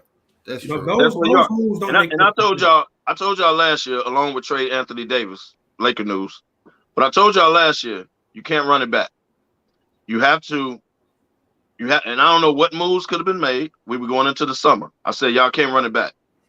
That you're gonna be stuck right there. You're gonna have good regular seasons, and you're gonna make the playoffs. Right. But you're not gonna beat the Bostons. You're not gonna beat, you know what I mean, the Milwaukee's. So you have to go out and get shooters. Throw Cleveland in there now. Right, you throw Cleveland in there, but you have to go out and get shooters. You can't run it back. The Bulls ran it back. Now, I get paying Levine. He earned his money. I ain't tripping on that. It was an uproar because the Bulls ain't never paid nobody like that. But in today's market, that's what you pay. So I get it. I get why they kept Levine. I ain't tripping on that. Right. But you had to make some type, because now you running it back. If everybody healthy, we good. Well, you still ain't gonna beat Milwaukee. Like you said, this year, Cleveland, Boston, like you're not beat. So you had to, and I don't know what they could have did. Don't get me wrong. I didn't have a set trade in place, but I thought they needed shooters because I knew they was gonna double team DeRozan around the free throw line in the playoffs. That's exactly what happened. You didn't have nobody to kick it to. Vooch out here shooting threes. Kobe White is your best shooter. Like, you had to go out and get three. You had to, if you're gonna run it back, then go out and get shooters. Hey, Kev, to put around. I'm gonna ask you not to say that again because you're gonna trigger me, dude. Dude, I'm trying to tell you. Look, Kobe White. just because you can make a 3-point shot does not make you a shooter. You know that, and I know that, I know this, man. You're gonna get me started, man. So you got it. But hey. And the other what issue do I know? is, and you kind of repeating the same thing where DeMar has to put so much energy in the regular season. By the time he gets to the playoffs, he his legs are dead. Like, he's on dead legs, and they just don't have enough to carry him. So that's kind of the fear right Lefty, now. I'm not gonna say his legs are dead, but we saw last year that's all they did was send double and triple teams to him, and nobody else could do shit. Oh, his legs was dead in the playoffs. I don't care what you say. But I'm just saying, say it wasn't. You got three people on him, man. So when he passed the ball, guess what? They running down the court because guess what? One shot and they gone. They got to figure something because it's gonna happen this year too. Like I say, the same thing. And we see the thing. Would you move P. Will to the second unit? That could be a move too. But I just don't think when you look at replace them with who?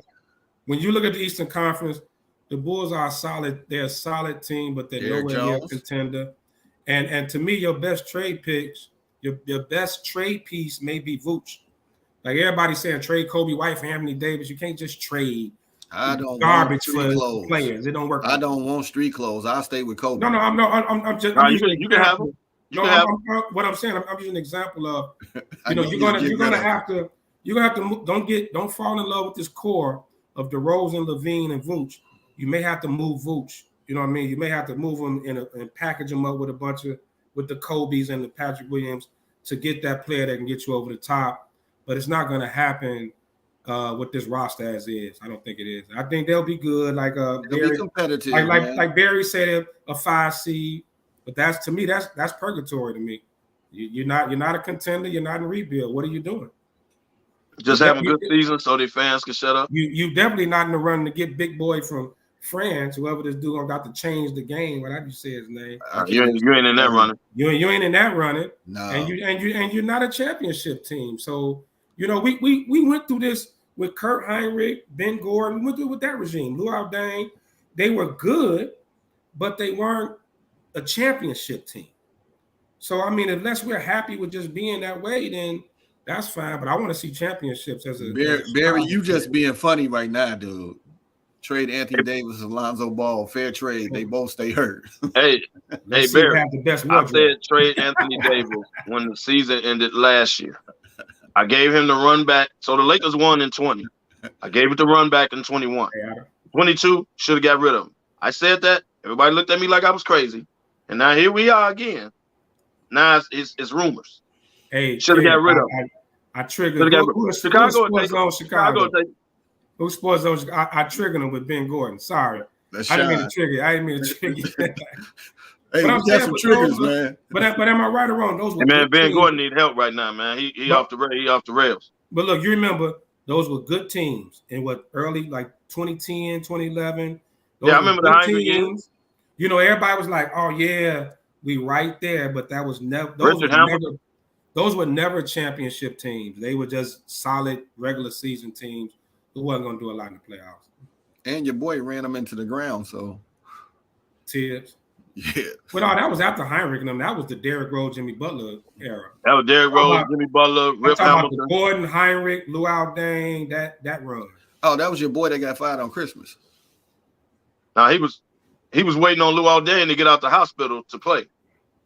Right. But you had Cartwright. Cartwright was the coach. They had a bunch of coaches. Just a little guard. What was a little guard? Nate Robinson. Yeah, you had Nate Robinson. What was the coach that got fired on Christmas? Cartwright. No, was that Cartwright? When they Cartwright? Christmas? It was Cartwright, wasn't it? That was Skiles. That was Skiles. Skiles. Well, that era. So you had that era. He had a big bow on it. Right. Like, here you go. like those teams were fun to watch. They played hard. They were we were excited about them. But it just like, I don't know, you set yourself up to get let down every time. And I got a feeling this is where we're going with this current roster. We on that same kick, man. We setting ourselves up for a letdown. So they're not gonna fire Billy Donovan though.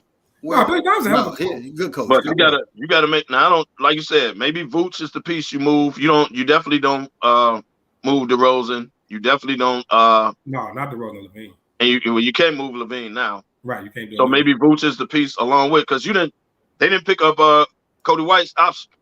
Right, exactly. So he becomes. They should. You throw Vooch in there. You thought they should. Well, I mean, you ain't got no shooters. You don't have he's your shooter, like it or not.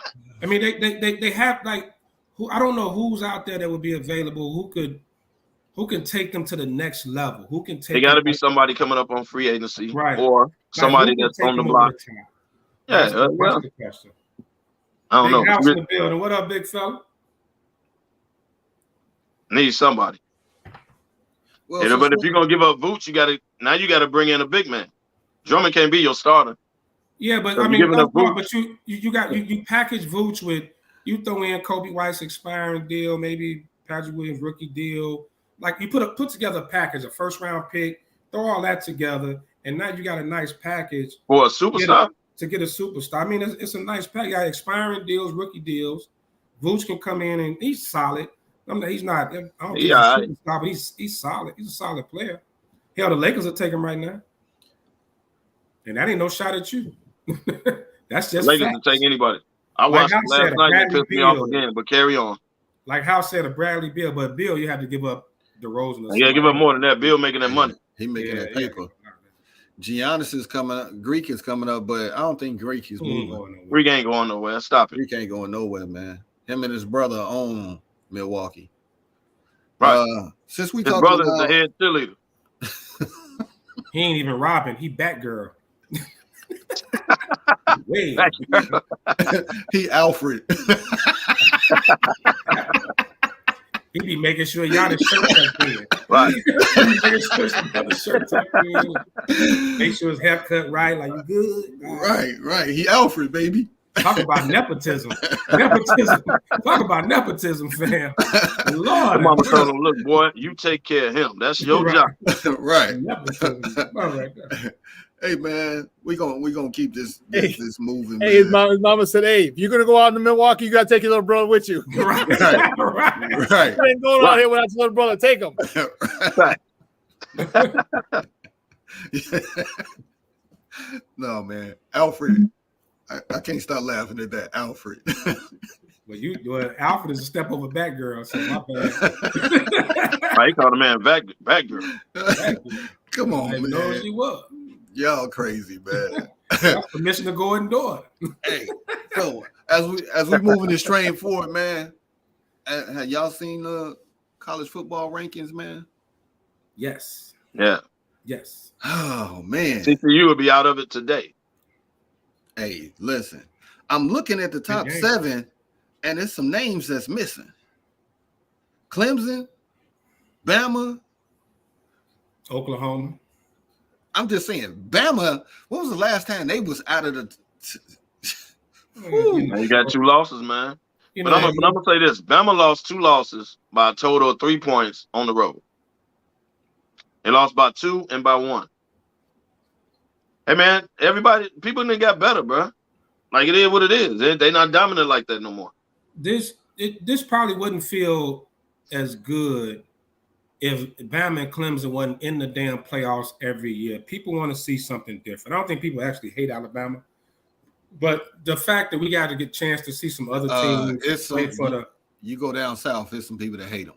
Well, I mean, yeah, it's some, but I'm just saying, like, I'm just using Midwest. Like, for instance, like a lot of us, like, I don't hate Bama, but I'm tired of seeing them in the damn national championship game every year. You want some variety, something different. I think that's what college football has been missing. So, and I don't know if they could find a way to sneak them back in there, they would, because they just, I don't know what it is about it. Yeah, they're too far down now. They're too far down now, but I'm saying if they could find a way.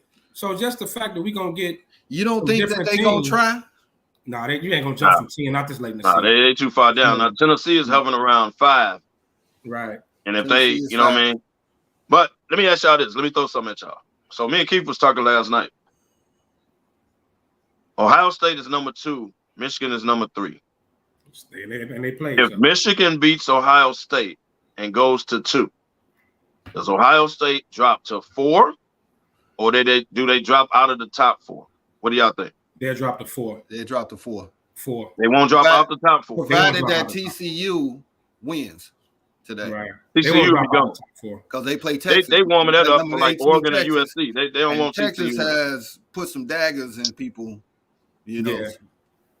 No, they won't drop out of the top 4. Once again, it goes to the expansion of the playoffs because both those teams, regardless who lose, I think both those teams would deserve a shot. I agree. That's why they're going to 8. Yeah, I both those teams do deserve a shot, and it just if one loses and it knocks them completely out of the playoffs, it would be a travesty to me. If Michigan loses to Ohio State, Michigan is out, and that's sad. They're going to drop lower than 4. I think Michigan deserves to be there. I know. I agree. But see, this is another thing we were saying. The Big Ten needs to move that game because that game is always the last game of the year. It's late. It's too late in the year. It's late, and then now that loss really means something. Yeah. So the impact is devastating. I don't always agree with you, Kev, but the impact they got to move that game, bro. Is devastating. It's devastating losing. It's devastating. Bro, if Michigan loses that game, they're dropping below 4. Now they're out. It's possible. But if Michigan beats Ohio State, Ohio State possibly could only drop to 4. That makes for great TV and storylines because it means a lot this game. Right. I'm not saying get rid of the game, but the Big Ten got to do a better job of moving that game up. You costing one of your top teams that brings in revenue a chance to go to the playoffs every year because that game is so late. Yeah, move the game up. That's all they got to do. Big Ten can do that. And you possibly not, you could have representation. 2 teams represent your conference in the playoffs. That is like true. you say, they're gonna knock each other out. Like somebody ain't gonna make it. Like Bama had a shot early when they lost to Tennessee because they were right. It was a little early on.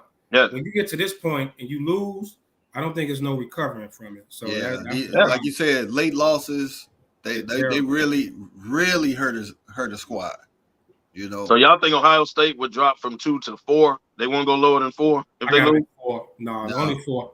They won't drop below 4. So now Michigan gonna drop out to like 5 or something like that. You know what I mean? Like that's not fair to me. Well, the other side of that too. Let's look at the political part of it. Is Ohio State got a lot of big name players. C.J. Stroud. They got those receivers. Like they got a lot of.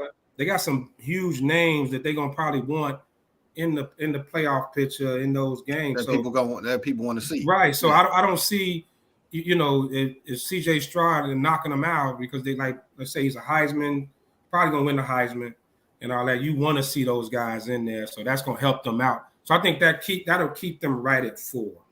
So Barry got a question for you, Kev. So are you saying it should be the first big game of the conference season? I'm not saying necessarily the first game, but just like Bama played LSU in the middle of the year, Bama played Tennessee middle of the year. It could be something like that. I'm not saying that it don't necessarily have to be the first game.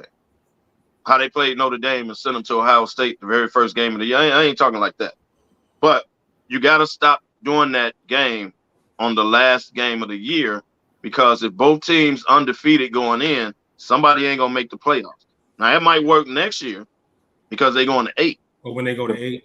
But this year, Michigan lose, they out. And that ain't fair.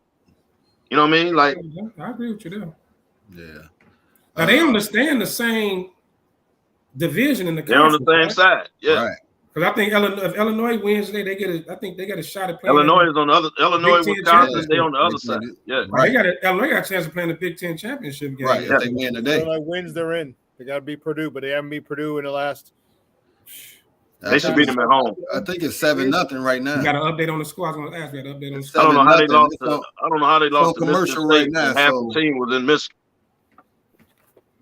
No, Illinois hasn't done a good job against Purdue at home. Oh, I'm sorry. Illinois has lost 5 straight at home against Purdue. Yeah. Oh damn! Yeah. Ouch. This look a Big Ten championship game appearance is huge for a program like Illinois. So I'm pulling for Big them. That's time. big for them. That's big. That is Man, big. it will do wonders for their recruiting. Yeah, that's huge. Someone said 14-7. I'll give you the score too. Oh shit! It says I'm offline. Come on, man. All right, I'll figure it out. Yeah, 14-7. Somebody put it up. But Yeah, Sean, do you agree with my Michigan Ohio State point? They got to move that game, man. Well, not anymore now. But yeah, it would have been much better had they done it recently. But now since they're going to 8, but even so, because you could still have the number 6 team. All right, they could be number 4, number 6, or number 3, number 6. If the 6 team loses, well, guess what? Then Illinois up. Okay, thank you, Facebook user. No, I agree with it because that it's too at the last game of the year. There's no coming back. Last game of the year. There's no coming back. Yeah, especially when you don't get a chance to play in the conference championship game. They're on the same side of the You're not in the conference championship or the playoffs, losing one game all year. You can't even. That's messed up. You can't even bounce back. You don't even get a bounce back chance. So you got to. The thing you want to do now is they got to make sure that they keep as many teams in there as possible. You know, and truth be told, bro, I wouldn't care if they had like the last 2 games were like pushovers. You know what I mean? Right. Not Division One. So that's too late to do the pushover thing. You got to do that early. Stack your wins. I'm saying like a Minnesota. I'm saying like I'm not saying a small out of conference school. I'm just saying like a Minnesota. I'm saying Nebraska, like a Rutgers. Right? Just some team that you know you're going to whoop their ass. All right. Throw Nebraska in there.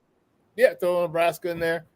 That brother's trying to change that program around a little bit over there. Well, Michigan can move the Michigan State game to O Block at the end of the year since they thugging out and gang banging over there anyway. Let's move to O Block. It's all them neighborhoods where all the thugs hang out there. That's what I'm saying. Illinois lost to them last week, and half the team wasn't even there. So how you lose, man? Well, half the team should be locked up. Well, right. That was wild. That's a classic going in underestimating somebody. Trap game. Yeah. Letdown game. Yeah, but Michigan State one of those teams though. That's a program that you can never say they're a pushover. Like you gotta, like they could be having the worst season ever and they'll just ruin your playoff chances or whatever. Like that's why whenever they play Michigan, that rivalry, it's always like you just never know. It ain't no pushover. Right. Michigan State never be a pushover. I just want to know how the dude got back there by himself and no teammates was around. No, he ran. One. You didn't see that? And then number two, the adults were filming it. The adults didn't break it up. They were filming it. Well, that wasn't the players. The players fresh off the field. They ain't got their phones. That was adults filming. Here's the 2 things. One, that dude, Michigan State was being escorted, was leaving the field first. Michigan was behind. They showed that dude left his team and ran in front to get into the Michigan State crowd. I get it. It was a horrible thing, but that's some dumb shit, dude. Like you deserve to get your ass whooped for that. Don't go in there talking shit after you beat them. Okay, leave your team behind you. You left your whole boy. You know what I mean? I was gonna go fight. You know what? You guys wait here. I'm gonna go talk shit to the guys we about to fight. Come on, man. Yeah, that on the street side, it wasn't very smart. Right. You expect Michigan State guys to be like, come on, get out of here, guy. Hey, dude, stop it. That's wrong. Stop. No, come on, man.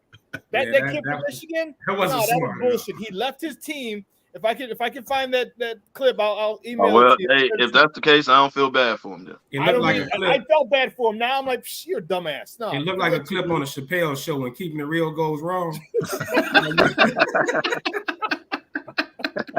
They beat the hell out of that boy. I'll tag you on that, dude. I'm telling you. When you see my man leave, you're like, for real? Right. You deserve that pumpkin head. Then why they ain't follow him then?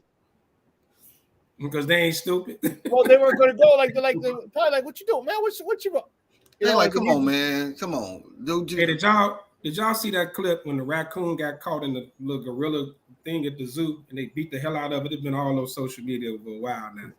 When they beat that raccoon so bad, man, they had the little voiceover, Tony Roberts voiceover. You got to pull it up. When you get a chance, man. Come on, man. That was due for Michigan. He pretty much ran in the gorilla in the gorilla closure and got his ass tore off. But he did look like the Hulk when he slammed Loki around. They beat the hell out that boy, man. Hey, man, as we move through, college basketball is starting. Hey, Kev, you know we love that college basketball, man. Yeah, you know I'm all over it. I watched that Armed Forces Classic on the ship, Michigan State and Gonzaga last night, man. Yeah, Michigan State blew it. Hella they fat winning game. The whole game. But I had to pause, like, how old is Timmy? Timmy is. Come on, man. We was tripping on that too. Now you know, everybody got an extra year because of COVID. Yeah, which is why all these seniors are transferring around their 5th year in the portal. You get an extra year because of COVID.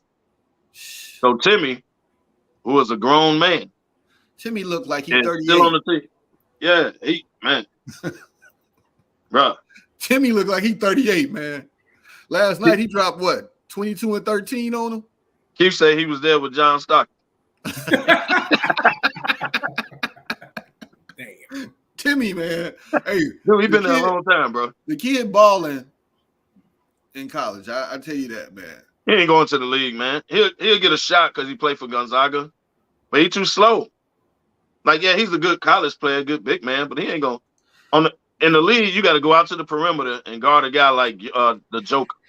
Joker's slow too. So is Luka. Yeah, but Joker got skills, brother. If Taco in the league, he'll get in the league. He can at least get a check. If Taco hanging around in the league, Taco 7'5". Right. You know what I'm saying? He'll get it. You big, you get in the league. Big man get in the league. Just get in the league. But he got good fundamentals. I will give him that. So he's a good college player. He'll stay around. He'll be around. Yeah, like Barry said, he was going to enter the draft last year. I don't know what the hell happened. Why he didn't go in? I don't know. He stayed. Remember, big boy, the skinny dude left. He stayed. Right. Now, I had a problem with Kansas. Bill Self getting suspended for the first 4 games of the season. I got a problem with this one, man. Why? Because you supposed to sanction the squad too. You don't suspend the coach. Dude, Kansas laid that down. It wasn't NCAA. Right, Kansas did that. Right, that was internal. That's bull. That was internal, NCAA. That's bull. Yeah, Kansas jumped the gun and was like, he's going to sit down for a game. We got him. Y'all stay out of this. We got this. We got this. That's what happened. Same way you dope. Hey, Lefty, they say Taco in China dominating. Getting it. Taco the White Howard just went over there, didn't he? He over there like Stephon Marbury, man. Taco over there getting his work in. He cooking. With that cooking. All right, man. Another big. Everybody wants their own damn statue in China now. Come on, man. Stop it. Hey, get it how you get it, Sean. Let Taco be great, baby. Right. I kind of wanted to know what you guys thought about a dude named Taco in China. That's kind of ironic, ain't it? But go ahead, man. I'm sorry. He automatically a superstar because he's 7'5" walking around. A dude named Taco in China. That's kind of wild. All right. New meaning for Taco Tuesday? They call me Taco. What was y'all thoughts on the Jeff Saturday hire? Absolutely horrible.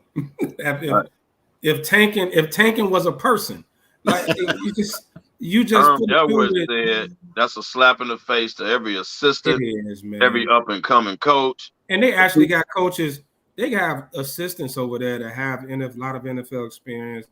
So I don't know. John Fox on this staff. Irsay's explanation was horrible. He lost that press conference. Well, he was drunk. Well, probably or high, because you know he messed with the booger sugar all day. But you know, I like Jeff Saturday as a commentator. Actually, I do too. Actually, what he talk about his pancake segment is the greatest. He is, man. He was a great player. You know, he does. I think he knows the game. But now, if we're setting a trend of if we go on the Steve Nash route and we setting a trend of you know, we just bringing people in with no experiences, what does that say to the guys who that's on the staff? On the staff and putting in the work to try to get a shot at being a head coach. Yeah. You know, I think it's horrible. You know, Reggie Wayne on that staff. Why you ain't just bump him up? Right. So you can't bring in your drinking buddies from the past, bro. and exactly. Let them be the head coach. Exactly. Come on, man. You can't do that, man. Like, come on, man. Apparently you can. Donald Trump was the president. I guess you don't know. Jeff Saturday said, "What when they called him? He actually said, why are you calling me for this job?" Yeah. He literally asked the owner, "Why are you calling me for this job?" All those assistants on that staff. For real? John Fox. It's another assistant that used to be a coach. Was it Leslie Frazier? Is he on that staff too? No, Frazier. Leslie Frazier in Buffalo. Frazier in Buffalo. Buffalo. You're right. But it's another. I forgot who it is. But John Fox, and it's another coach on that staff that used to be a head coach. But it could also be that, you know, he wants them to suck and he didn't want to put a coach in that position the way that goes on their resume. And maybe it goes on Saturday resume. He don't care. Like, he don't care. He's going back to ESPN. He's going right back to ESPN all season. It's like, whatever. Yeah. You know. Well. And his explanation, I don't blame him. Hey, man, they paid me for 8 games. I did. What you want me to do? Here's the thing. Here's the thing that pisses me off about it, though. It sets the precedent because it totally just obliterates the Rooney Rule, which was bullshit to begin with. But nonetheless, because if you got a guy who's not coaching right now, all right, so now let's go down 3 years from now and Tampa Bay fires Bowles or somebody or whoever fires somebody. Miami fires McDonald, all right? And you wanted somebody, they fire him in the middle of the season, and you name that dude that you want to be the head coach for the remainder. Then guess what? Now you just bypass the Rooney Rule, not even have an interview because you don't have to interview a person for a interim job. So now he can say, all right, perfect. So I'll fire you in the middle of the season, fire you in the last game before the last game of the season, hire John Fox, hire whoever the hell he wants to hire, hit another one of his drinking buddies, and now you just totally circumvented the Rooney Rule, like I said, which was bullshit to begin with. But nonetheless, it's still a slap in the face of any black coach who's trying to get his foot in the door. As an NFL. So is he? But you know what? I didn't even go racial. Interim head coach, or is he the head? Interim. He's the interim. I guess it's not as bad as the interim head coach. But see, y'all, I didn't even go racial with it. It crossed my mind, but the way they did it was a slap in the face off every coach, particularly the ones that's on that staff. Oh yeah. So I didn't even go. I could go racial with it and do the Rooney Rule, but nah, that's a slap in the face to any coach. And you know what? What's the one thing that everyone talks about? Oh, he don't have enough experience. No, he's not going to get a job. He's got to get more experience. Got to get more experience. And this dude commentating on ESPN, talking about the coach. well, you know, and even as an interim, it gives you a shot. Look at how Bruce Arians got in.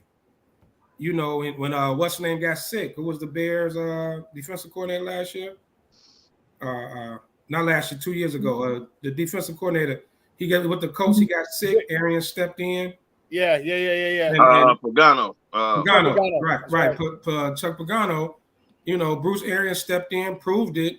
You know, proved he can coach. He ended up getting a job, and you know he's been solid ever since. So it is an opportunity to slip through that you could have gave to somebody who deserved it. But on the staff, bro. Hey, Jeff Saturday, run that hot million. Let me get that meal out you. Right, that's what he's doing. Let me get that meal up out you. He's like, and the way he talking to press conference, he was like, whatever, if I fail, I fail. It don't matter. I'm just here. I'm going back to ESPN. Don't matter. But now, Sean, for you, I want you to stay on. If you, as someone who played, right, you're in the locker room, how does that look to you as a player? It looks like your own don't give a damn. He don't give a ass about this season, about us. So you know what that does? I'll tell you what, Joker's going to get out of there. DeForest Buckner, come to mama. Come to the lakefront, baby. Come to the lakefront. Leonard need to get out of there too. So basically, Dude, you just run it on the season. The lights are on, bro. That's how Mug's gonna be trying. I guarantee you, all them dudes call their age. The age has been called already. Dude, get me the fuck out of here. Get me out of here. Yeah. Get me. And they gonna play for themselves. It ain't about the team. Right. Yep. They playing for themselves. But come on, like you say, Sean, these agents know who got the money. You're damn right they do. They know who got the money. So guess what? Buckner's contract is. Get me out of here, dog. All right, get me out of here. They gonna be like, well, the Bears got this money. Hey, let's do it. And if I'm Jonathan Taylor, what we doing here? Really? If I'm Jonathan Taylor, I'm gonna step back on the field this year. You're not putting me in that position. My knee hurts. Yes, I wouldn't. You wouldn't put me in that position. I'm Jonathan Taylor. My knee's tender. You're not gonna get me killed out here, and then nothing. Right, because running backs don't have their shelf life ain't that long, so it's like, man, you finna waste my years. Like, this is the most obvious instance of tanking I've ever seen in my life. Like, I don't get it. And they got some experienced assistants over there. Yes. Some really experienced assistants over there. They could at least got a chance to kind of prove themselves, but it is what it is. Let's move into some NFL Week 10 picks, baby. Kev, I'm gonna give you this one. Lions coming to Chicago. Who you going with? In my confidence pool, I took the Bears this week. Wait, I didn't go high on them, but I took the Bears. What you took? Who? I took the Bears. Oh, okay. Just wanted to see that for the tape. Yeah, I tell you when I pick them. All right, lefty. Seahawks, Patriots. They up in New England. I thought Seahawks had Tampa this week. Yeah, Seahawks played Tampa. No, you're right. And Germany. You're right. You know what? Come on, Matt. I've been messing with Gino all year. Be cool, kid. I've been messing with Gino all year. So I'm going Gino keep cooking. Seattle over Tampa. Over to go? That whole division got a losing record. The NFC South. I'm going with Gino, baby. Gino keep cooking.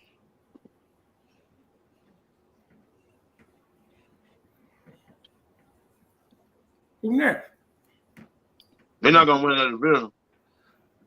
San Francisco gonna end up winning that division. San Fran in the West. No, Seattle was in the right. Are you talking about Tampa Bay? Seattle ain't gonna win that division, but they got a shot at, I think they got a legitimate shot at the wild card, man. They do. They got a legitimate shot at the wild card. All right, we got Vikings Bills, Kevin. I picked Buffalo. I didn't know Josh Allen wasn't going to play. They're going to announce it. But I think they got more talent than Minnesota. Now, it wouldn't shock me if Minnesota won, but I'm taking Buffalo. It's in Minnesota, right? It's in Buffalo. Oh, it's in Buffalo? In Buffalo. Well, the word is that Case Keenum is definitely definitely playing. He going to play. I don't even know what they're holding up. Yeah, I don't know. I think the question now is how long is Josh Allen out, and what's going to be the effect, on that Buffalo. And they only a game up in their division after that loss last week. So what effect does that have? So they showed their schedule. Minnesota's the toughest team they got in the next 2-3 games. What do you do then? If he's got to have Tommy John surgery, do you do it now and say bump the rest of the season, or do you wait till next season and bump all of next season? That's the question. If you got to have surgery now, and that's your franchise, I mean, you got to do it. You can't put him up.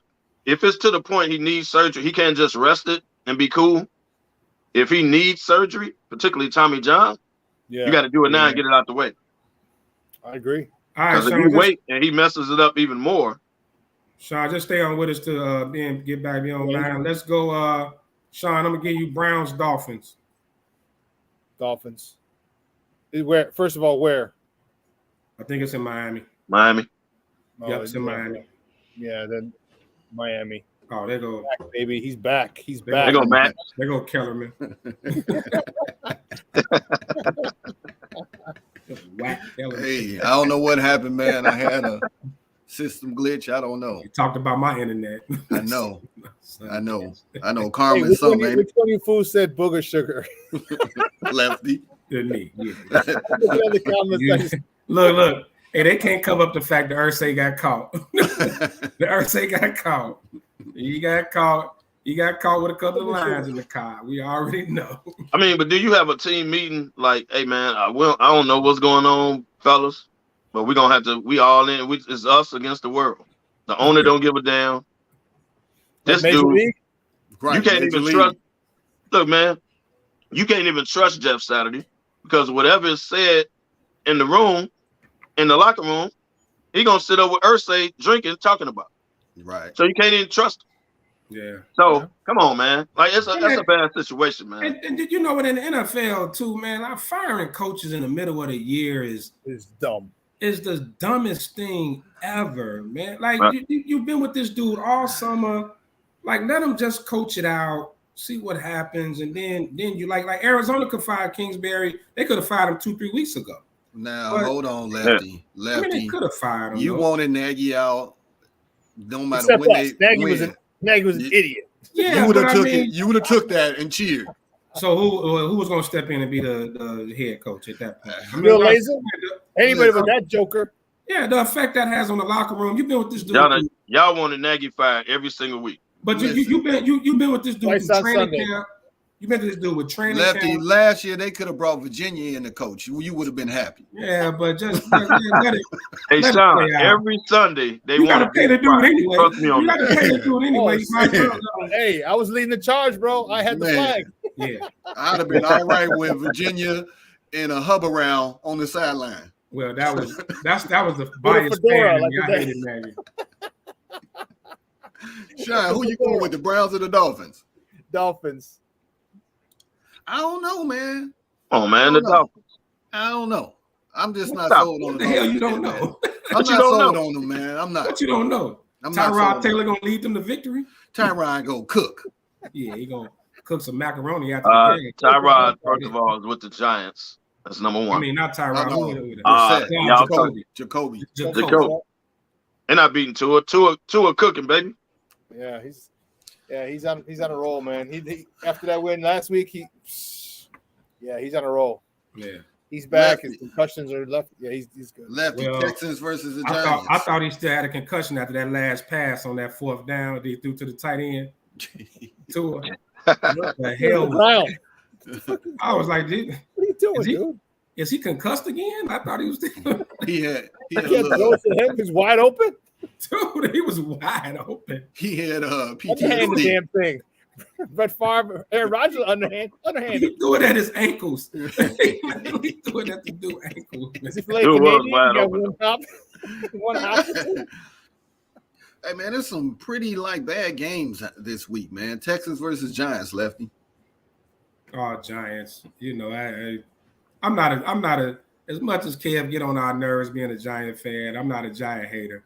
But the Texans are tanking. We know what it is. Lovey is a sacrificial lamb. I ain't mad at Lovey. Get your money. Giants improve, and we got to hit Kev mouth another week by the age. 7-2, baby. Kev, here go another sorry game. Saints versus Steelers. I'm taking Mike Tomlin because Watt boy is back. And they at home in New Orleans. Andy Dalton. I'm not taking Andy Dalton on the road to go to Pittsburgh. I know Pittsburgh been messed up, but I got to go with Pittsburgh. I'm going with the Tomlin, my man Tomlin. All right. Colts versus Raiders. Sean. Colts versus Raiders. Wow. Oh, damn. You talk about some shitty games this week. I told you. Can I pull a Family Feud pass? Come back to that one. Holy cow. So if I have to, my goodness. Is Carr playing? And Card Adams playing? Yeah. Yeah. All right, I guess I'll go. Even though Devontae's starting to run off at the mouth. I guess I'll go with the Raiders. They got to win. They can't win like 2 games all year. Jesus. You're Devontae fantasy in your fantasy league. You better play him. Man. He should cook against the coach. He should. Hey, man, if Josh McDaniels loses to Jeff Saturday, they should really look at firing Josh McDaniels. That's all I'm saying. I said it last week. He was on the hot seat, and y'all looked at me like I was crazy. Do you realize the Raiders would break a record for paying coaches who don't coach no more if they fire McDaniel after 1 year? Man, something is going on with the Raiders. Million. I don't know what it is. Hey, man, look, 60 million. You're going to pay McDaniel for 3 more years? Something is going on, man. Guess what? Somebody Josh gotta going take- back. You're not going to fire the player. He going back to New England. Why would he go back to New England when he get 3 years of free money off a guaranteed deal? As long as he don't take a job, he cool. Just sit. Raiders don't care nothing about that, man. They in Vegas. They'll make their money. That's ridiculous. Dude, they were a playoff team, bro, with the same roster. And you telling me they can't win games? Unfortunately, Derek Carr going to get the blame. But Yeah, where they going to get rid of? McDaniels ain't going nowhere. Right. Derek Carr and whoever the OC is. Mm-hmm. They getting the game. They going to get the blame. Let's see. Lefty. Cowboys, Packers. They in Green Bay. It's cold as shit. You know what? I'm a go on a limb.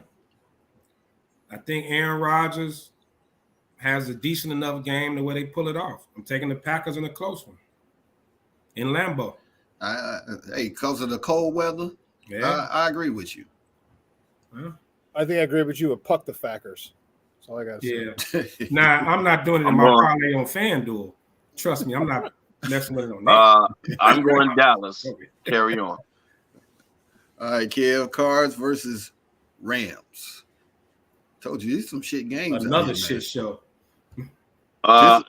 Arizona will be in turmoil as soon as the season over. Trust me on this. Y'all trust me. Mark this down. But I got the Rams. Kyler Murray might not even play tomorrow. Is Stafford playing tomorrow? Stafford is concussion protocol. Yeah, in concussion protocol. Stafford may not go. They put him in. He was in protocol 3 days after Sunday's game. They put him in there like Wednesday or Thursday or something. Right. Wednesday, he going to protocol like what? He got to pass this by Sunday. Dude, it's Wednesday. What?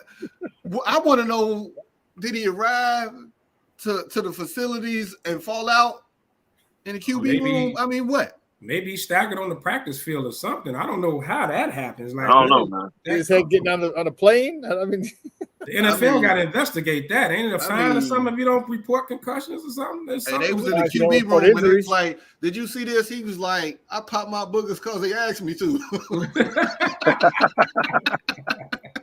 They was like, what? Dude, are you concussed? Right. What the hell? All right. That's crazy, man. The Sunday night game is the Chargers versus 49ers in Frisco. Sean. Niners. I say CMC has a monster game. Well, unfortunately, Kev may be right. Chargers coach may be on his way out the door. That Brandon Staley, our old. I'm trying to tell y'all. He may be on his way out the door. Sean Payton. Working in LA. And Keenan Allen and Julio Jones hanging out together because he can't stay healthy either. Well, Keenan Allen, he in LA, he hanging out with Kawhi Leonard. That's what Keenan Allen doing. But that's neither here nor there. Neither here nor there. And Monday night's game is the Commanders versus the Eagles. 4-5 versus 8-0. If you even think anyone even thinks Eagle, I don't even think Philadelphia is. People in Philadelphia are picking on their FanDuel. Come on, man. They know about money. It's the Commanders, bro. What's the spread? I don't know. I think it's double digits, ain't it? I think it'll be closer than people think. That Tyler Hinkie, man, he balling out over there. They a lot better than they are with Wentz. I would never take, because it's the NFC East, I would never take a high spread because the NFC East is wacky. All their games is wacky. So I would never, but I put the Eagles on the money line. I would do that.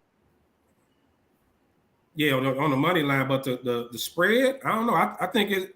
I don't think it's going to be a blowout. I don't think it's going to be a blowout by any means. 10.5. 10.5. See, I wouldn't take that. Yeah. I definitely wouldn't take that. Yeah, you said it right, Kev. NFC, crazy. Divisional games, wacky, any divisional games, you should never take a double-digit spread. Like that's just it's divisions. They see each other twice a year. They know each other. Like it's those games are always pretty tough. It's rare you see a blowout unless it's the Bears Packers, but it's rare you see a blowout in division games. And for Thanksgiving, while y'all eating y'all turkey, enjoy the Giants at Cowboys. That's gonna be a good one. Dallas is be a damn good one. That's a good one. Where they in it's in Dallas, always in Dallas. North in Dallas. Always in Dallas, always in Detroit. Mm-hmm. Hey Kev, always home. If they lose, don't choke on the turkey, baby. No, we owe Dallas one. Kev gonna turn the whole Thanksgiving table over. He gonna flip everything off the table. Throwing cranberry sauce and shit at the TV. Don't let them be anyway. Hey, don't let them be losing. Don't let them be losing while they blessing the food. Everybody be praying. Kev be like shit. In the middle of a prayer. No, everybody in the building gonna know that game needs to be on. That's number one. Oh shit. Oh man. Kevin cussing. I don't like you or you, damn it. Let's hope they don't ruin my Thanksgiving. We got a few minutes left, man. I got a question for y'all. Where is Odell gonna end up? Ooh, that's a great one. You know, you got the Cowboys, the Rams, good feelings out there. You know, the Rams still want them. You got the Packers and through like little subliminals out there. Where do you think he's going to end up? Sean, I'll let you take this one first. Man, dude, that's a great question. I might as well just flip a coin on that one because some people talking about the Bears should go get him. I don't want him here. No, not a good fit. Bears on him. No, I think the safest thing would be probably back with the Rams. I mean, that's a safe bet.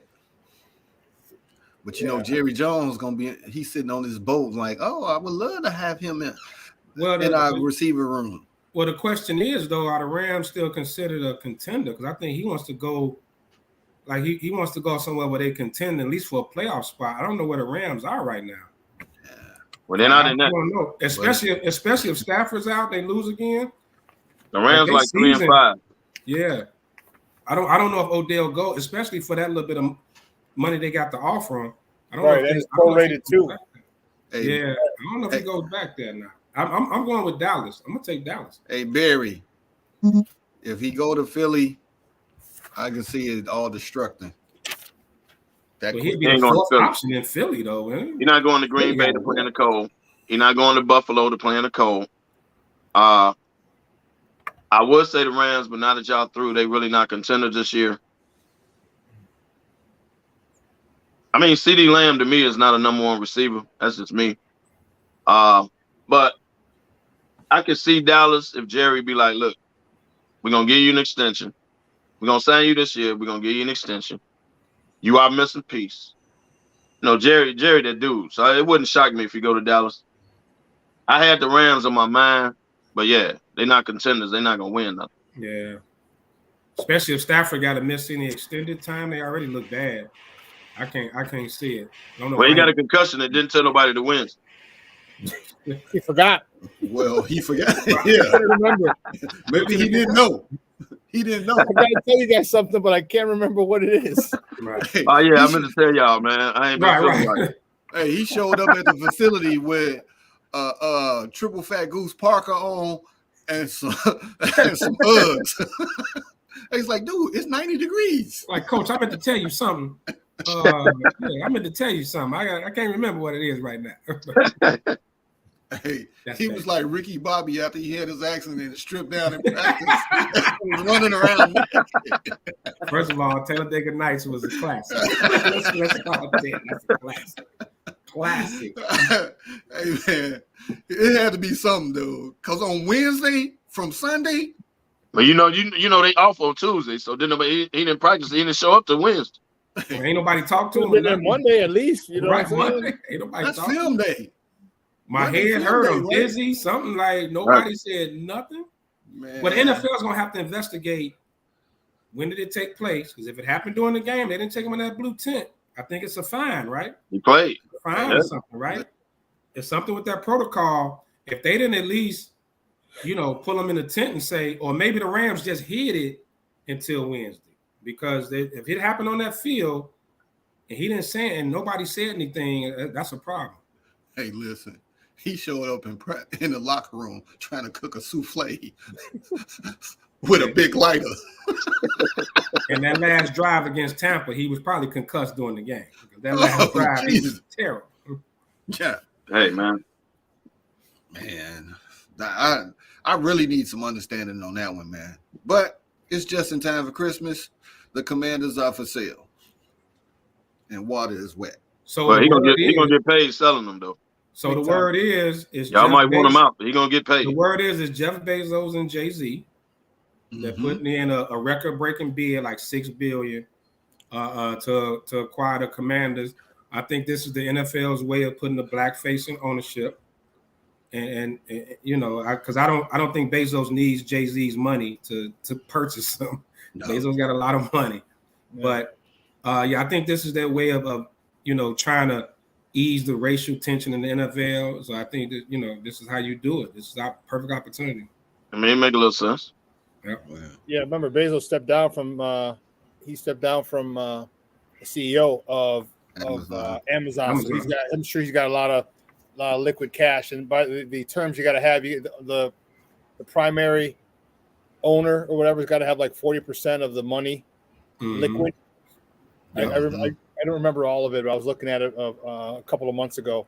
So he's liquid, so it makes sense.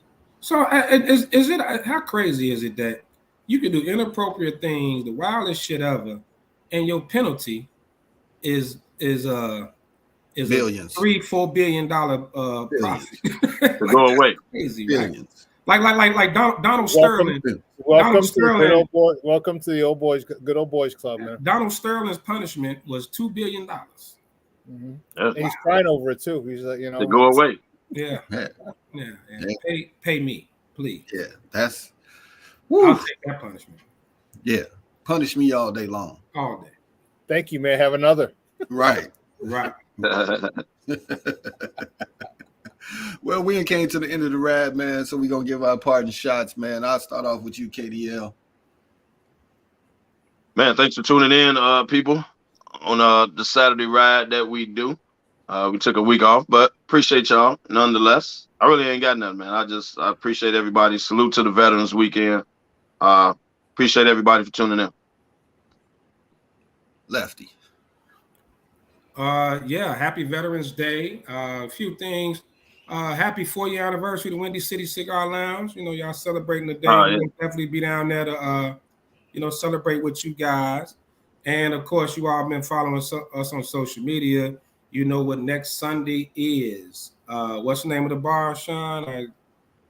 There it is, the Output Lounge, man. Sports Zone Chicago viewing party. Hey, it's gonna be a great time. The fellas gonna be in the building, along with our other family shows. What's up, cuz? Sean and Maya. Like everybody's gonna be in the building. Sean, if I'm not mistaken, the pre-halftime and post-game show, right? We're still working on that. We'll let you guys know. So by next Saturday, you guys will know for sure, and let everybody know. We're still working on getting the logistics on that. Hopefully we do a pre-half and a post-game.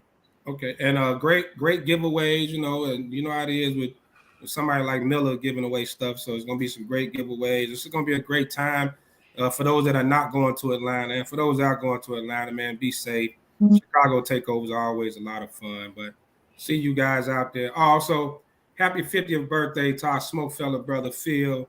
We're gonna be celebrating with you tonight as well, and a happy 40th birthday to one of our Diva Leaf sisters, Sequita. Little Munchie. So happy birthday, all you guys, man. Hey, next 2 weeks gonna be a blast, man. So let's do it.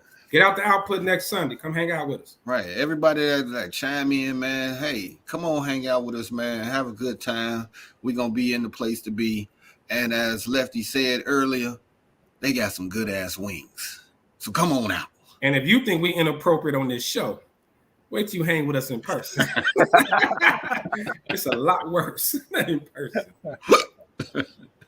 All right, man. We out of here, Sean. Take us on out. All right, gentlemen. We'll see you guys. Make sure, hey, everyone, make sure you come out next Sunday, man. It's gonna be a blast. I'm telling you. All right, for our guys at SmokeFellas, man, they'll see you next Sunday. We are gone. Peace. It's coming.